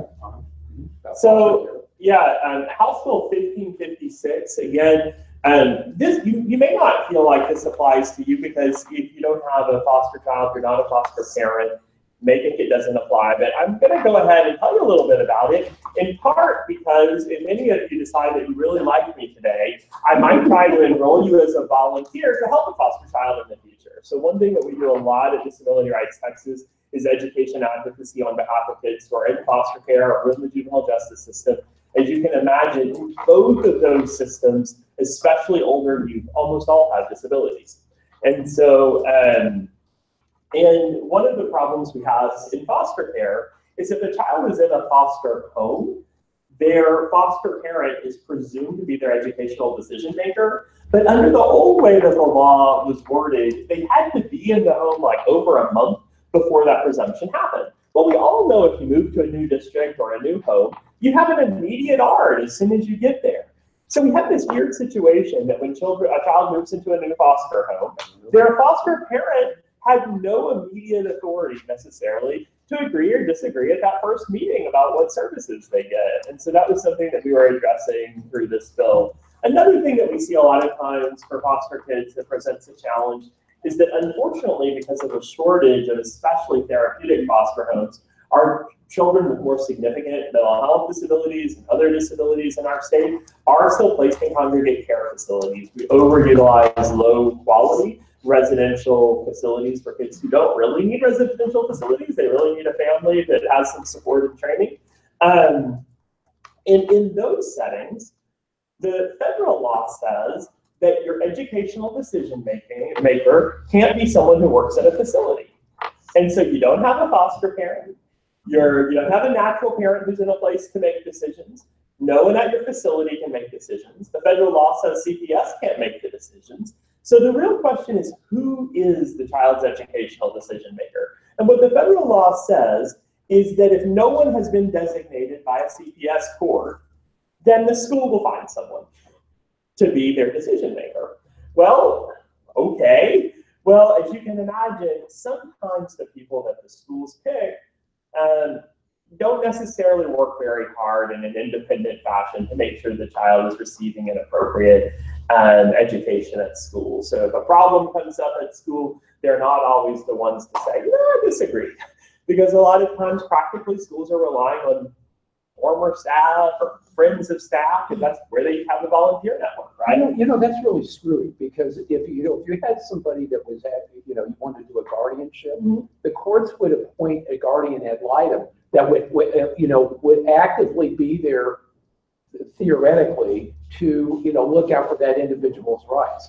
But when the schools, I don't think, are held to that. So we represent foster kids throughout the state. So if anyone here thinks, I am not fully occupied by advocating for my own son or daughter's special ed, and I wouldn't mind taking on a volunteer duty to do that for a foster kid, feel free to give me your contact information today, because we're often in the place, a lot of times when CPS themselves and the judge says, this kid is really not getting what they need at school, and I'll say, well, the first step is I need a client, right? I need someone in that role of parent to express that. And so I always need volunteers who are willing to kind of serve in that capacity for kid in foster care. And this bill was actually introduced largely by court-appointed special advocates, which is a volunteer network of just extra adults in a child's life that want to be in some situations in that role of helping a kid get more effective educational services. All right, 2000, okay, House Bill, Senate Bill 2141. Back in the legislative session of, was it 2011, David, or 2013, 2011, we got a bill passed where special education advocates could represent families in due process hearings. Before that, basically, it would be up to hearing officer discretion, even though federal law says you have the right to have assistance by somebody with specialized knowledge. Well, we said we need a bill. We need a bill so that we can represent families. Why? This state is like 700 miles wide and 600 miles long. Something incredible. So there aren't enough attorneys in this state to represent families to do this. Now, the Winkleman case in federal that went to the Supreme Court said that if parents could represent themselves in due process hearings pro se, but most parents don't have the wherewithal or the knowledge to do that. So, with that in mind, that there is such a problem with the expanse of this state and so many kids in special ed, and yet not enough people to represent them, we got a bill passed that special ed advocates could represent families in special ed hearings. So the hearing officers couldn't knock us out. So in this particular bill, this bill was simply in there to create two things. Number one, all right, the hearing officer still determines what the qualifications of that individual should be to represent. Usually you'll have somebody that has some modicum of training that they've received regarding a due process. But there are two things. Number one, if you're going to use somebody that's an advocate, such as our firm, you need to have a contract. with the individual. You need to have an agreement with the individual, knowing what that states what they're going to do, you know, effectively what their role will be. So that's important and a perfectly reasonable thing to expect. The other thing is that voluntarily they're to submit to a code of ethics. There have been some folks apparently that there have been some issues that maybe they hadn't. But the code of ethics that generally that we look at is the Council of Parents, Attorneys, and Advocates that really most of the advocates that I know adhere to anyway. And so it's a voluntary thing. There's not going to be a hearing officer that's going to say this advocate doesn't have an agreement with you, doesn't adhere to the code of ethics. They're not going to bump you, you know, say that you can't use that advocate. However, you should know that's what you should expect. You should expect somebody to have an agreement with you. You should expect that those individuals should adhere to a voluntary code of ethics. And I invite you to go to the COPAA.org website. It's on there. It's very clear. And all of my colleagues, certainly those in this room and people that I know, adhere to that code of ethics voluntarily because it's the right thing to do. So one thing that I would point out on this is that there's a little bit of, you know, when you hear, oh, being in an advocate capacity might now require me to adhere to a code of ethics, I want to just point out again that this is specifically for people who are representing someone in a due process hearing. So we have a proud tradition in the disability community of parents helping parents, right? And so there could be some of you in this room who don't really see yourself as an advocate, but as a parent. But you're going to meet a neighbor or a friend who's going to their first ARD meeting or has an issue come up at school, and they just need a friend by their side to kind of help them navigate the system. There is no special requirement as you, as a parent, helping another parent. And you are, in that way, you are an advocate for them in that meeting. That's different than someone who kind of puts themselves out there as a professional advocate who's going to represent people even at a hearing. And so I was all for this bill. Absolutely. But I mean, that shouldn't in any way make anyone in this room ever feel nervous about offering friendly support to another parent kind of in a casual capacity at an ARD meeting, for example. Absolutely. Glad you made that caveat. So it's only for special ed due process hearings. Okay, SOL tolling, and this has to do with the statute of limitations. At 3632, we have a 1-year statute of limitation from the day you knew or should have known that there was an issue to bring forth the case.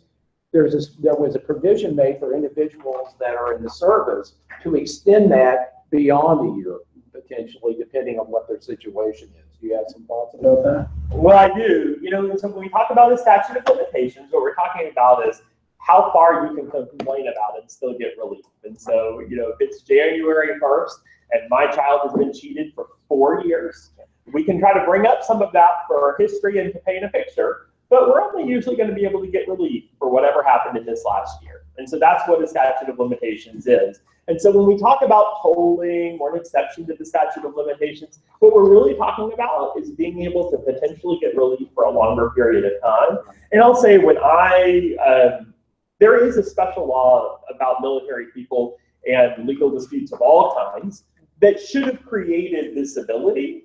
But what we noticed is that actually nothing in the procedural safeguards given to parents mentions disability, and we don't think hearing officers were giving a lot of training about the fact that this could impact military men and women. And I'll say, unfortunately, what we've seen, and there have been some media accounts of some very troubling special education situations in districts that serve some military bases in our state, especially in Killeen, where Fort Hood is located. And so Killeen's special ed department has really kind of gone through some external audits and really had some challenges in meeting needs of servicemen and women's families who are stationed there. And unfortunately, some of those individuals have had the experience that, you know, it got to the point where they really felt that they needed to potentially, you know, seek hearing with the district, and then maybe you're sent away for a number of months, kind of interfering in your ability to exercise your legal rights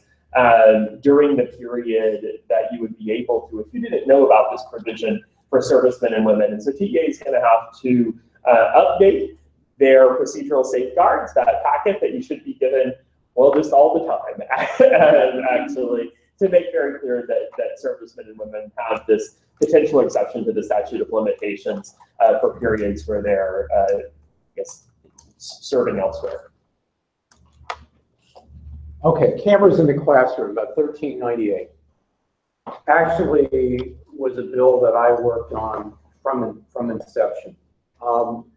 This is a case where we started back in 2000, well, even before 2011. My involvement really started in 2011. I ran into a number of cases where students had been physically abused at school. Many times it was found to be by staff members. That's not to say that happens. That's a frequent occurrence. It's not. However, one's way too many.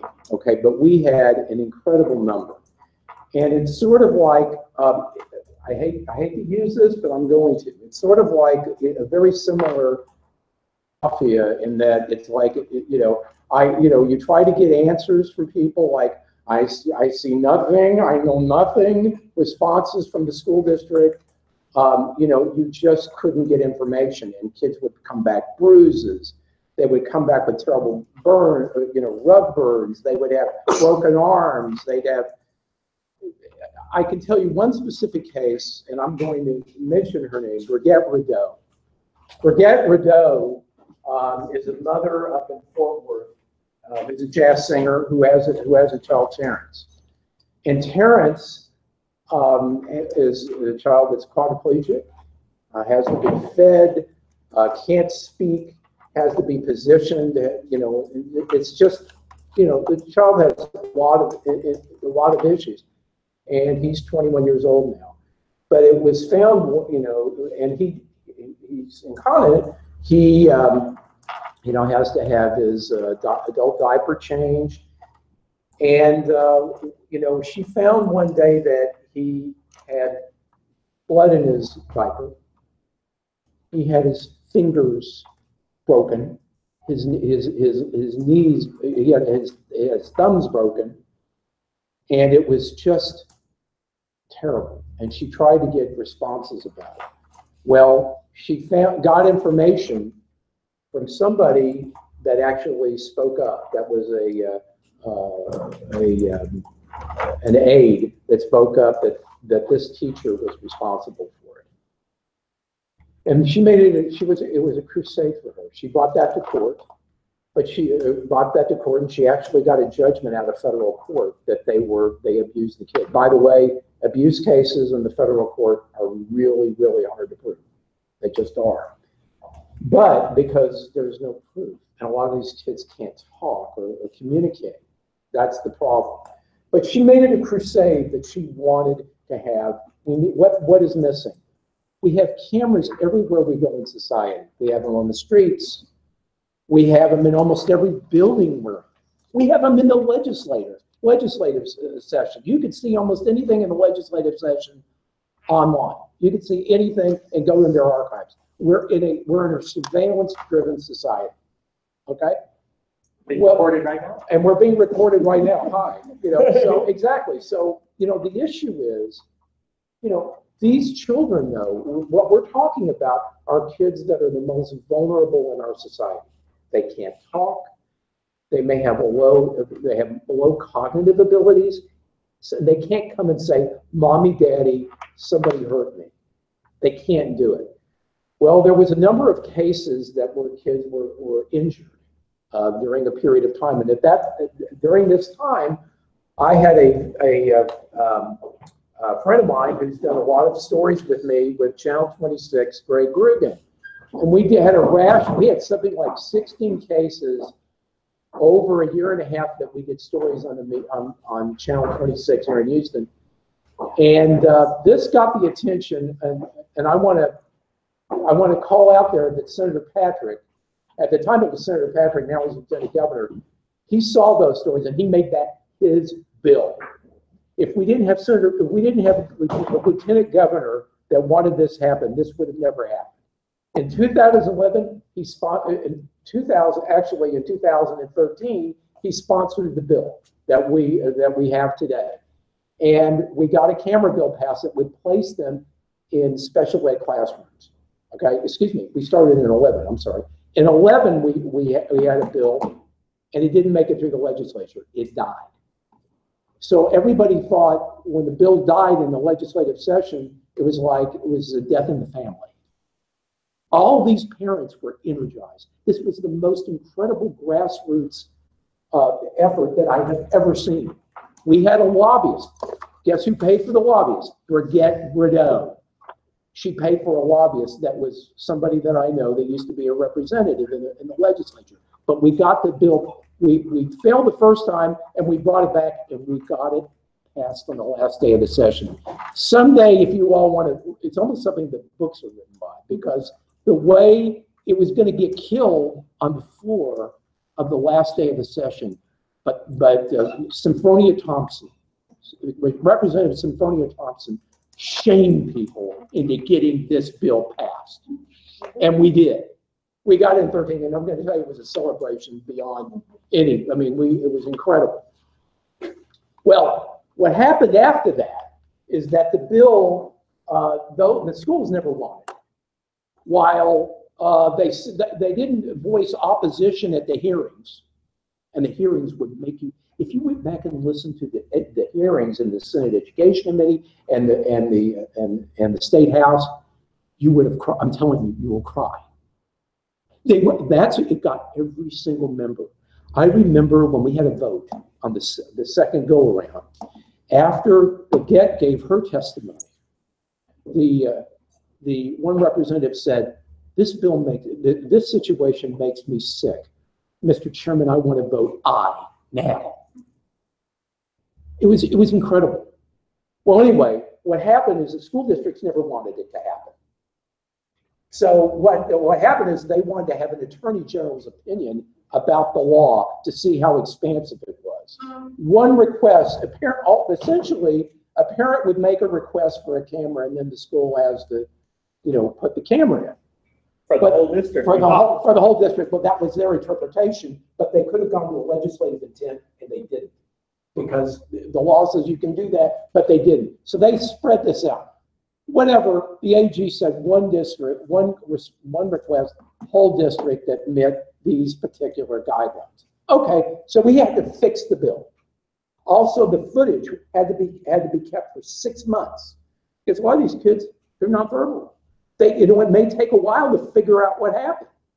So anyway, we had to go back and fix the bill. Also, we would make requests for it, and the districts would oh well, they would forget about it, or they wouldn't do it. They just wouldn't do it, or they would fight you. One person, they did a shell game. They had a kid in a bunch of. Yes, sir. We know we have another room available upstairs. Oh, that's larger? Yes, much larger than this one. Maybe we're coming back after lunch at 1. Maybe when we come back. Maybe during lunch we can. We go ahead and set that up for you. Thank you so much. Thank you so much. So anyway, I don't want to go into too much more detail on it, but the bottom line is we had to fix that. There was an issue about how much money it was going to cost. There were complaints that holding the video footage for 6 months was too long. So this is what happened. In this legislative session, basically the footage is to be held for 3 months, 90 days. Okay, parents can see the footage if they believe something has happened. But what you have to do is you have to make a written request to the district. And you can do it as early as right after an ARD meeting determines what classroom that kid's going to be in. Now, assuming this kid's going to be self-contained, like life skills kind of classrooms. So as soon as you know, within 10 days of that, you make a request. Now you can do it after that; it's okay. But you could do it after the ARD committee determines it. Boom, you can make the request. Within 7 days of that request, 7 business days after the request, they need to respond to you. They need to respond to you what we're going to do about it. And then they have the earlier 10 school days after the start of the fall term, or 45 school business days after the request, or the 46th day if the 45th day is a non-school day. Okay? So anyway, now we have a time certain that they've got to do it. Now, if they do, so you send a request. If anybody is interested in now, you write a letter. You can email me at nationalardadvocates@gmail.com, nationalardadvocates@gmail.com. I'll send you to a thing that I put up on my blog, and a format. Also, there is an ability to be able to appeal a decision by the school board by not doing it. Essentially, it goes through the district's grievance process. But there was which it can take a year, because it can go through the school district grievance process, and then it can go up to the commissioner of the TEA. There's a provision that we had put in there that would allow for a expedited hearing, if the district has a reasonably would prevail, or if the parents would prevail. There is an ability to cut down the timeline down for a year. The other most important thing, again, gets back to the Brigitte Rideau. So I told you what happened to her son originally. Well, guess what? She was one of the first in the state that actually got a camera that was put into her room. And wouldn't you know, there was something happened. Something happened to her kid, but she doesn't know what happened. There was a problem where he was choking. And she wanted to see the video. Well, guess what? The video had a gap, had an 8-minute gap. Does anybody remember Richard Nixon and Rosemary Woods? Remember Rosemary Woods?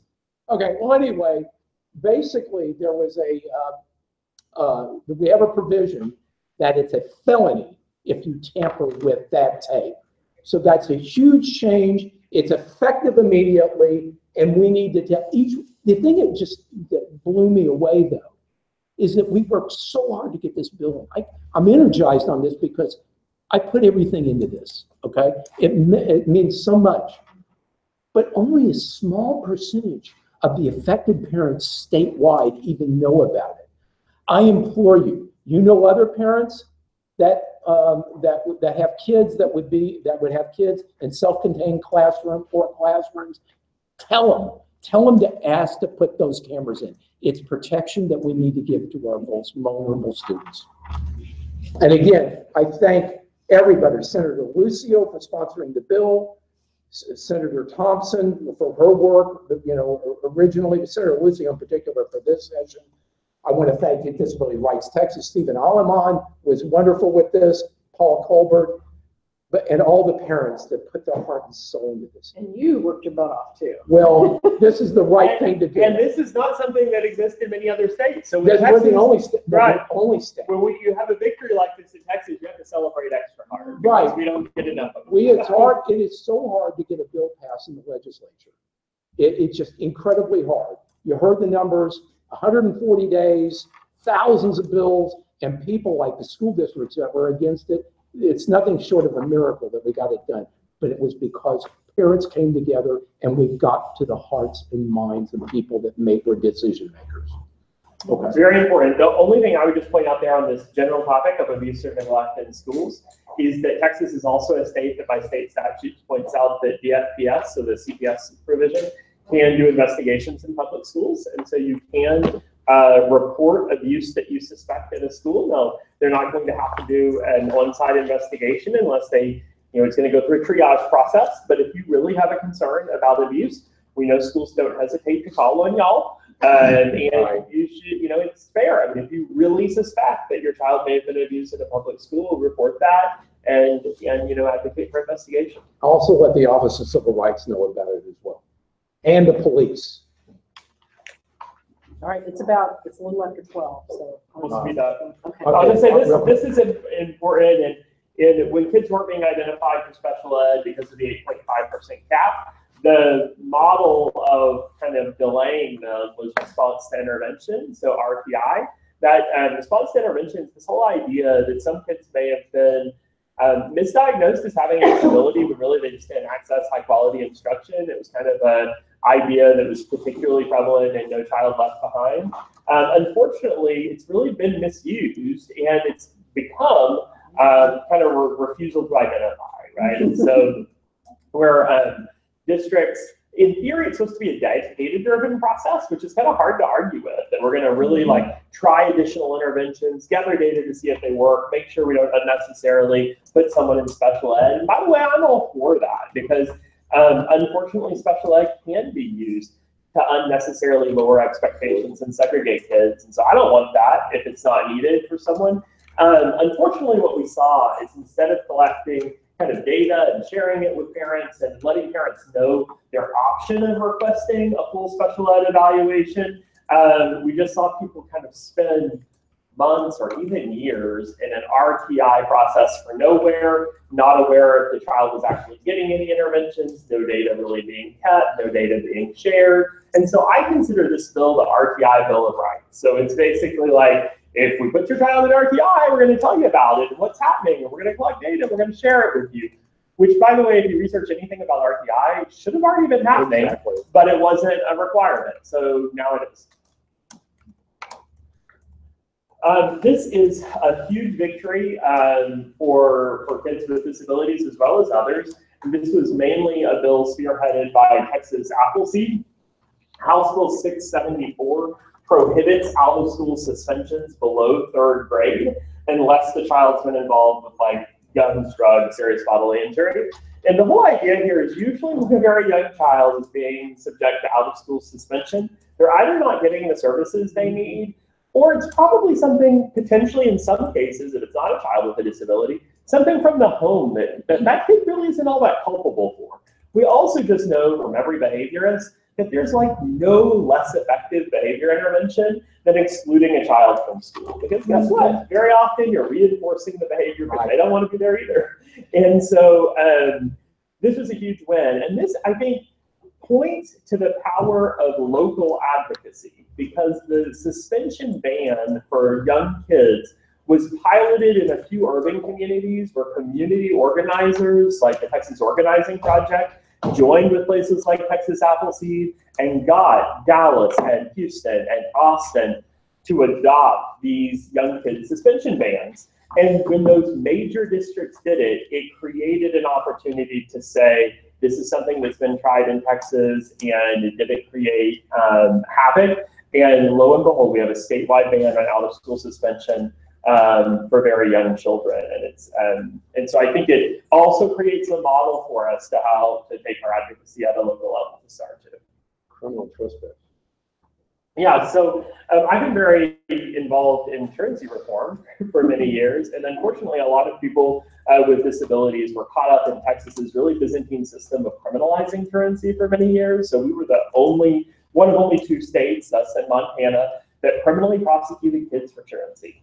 So last legislative session, the Texas legislature addressed that. We had joined with Appleseed in filing a number of complaints. The legislature said, we're not going to criminalize kids for not attending school anymore. We still want them to go. We're still a compulsory attendance state. There's still a civil process in very rare cases, but we really want districts to deal with burdens around attendance themselves. And so it lays out things that districts should do. What we saw, positively, what we saw is an almost 90% decline in truancy filings against children, which was a huge win for kids.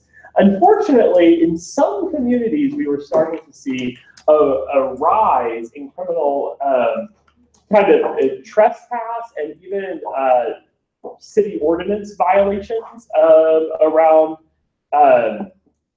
curfew. And some of that was the misuse of other statutes to effectively criminalize attendance. The other thing we saw is kids who were suspended at school, when they would go onto campus. So I had a child in a district who was supposed to be suspended for 3 days, and he comes back on the 4th day, like he should have.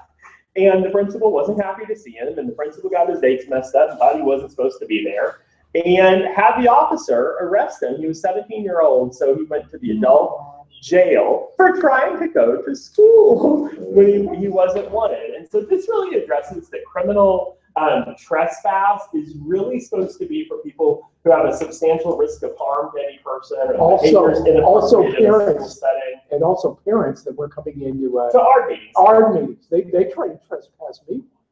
Oh. They tried. Not successful. And so it adds requirement to accommodate parents to ensure they can participate in ARD and Section 504 committee meetings. There is an interesting case out of San Antonio where a parent's right to be present was protected under the First Amendment. Absolutely.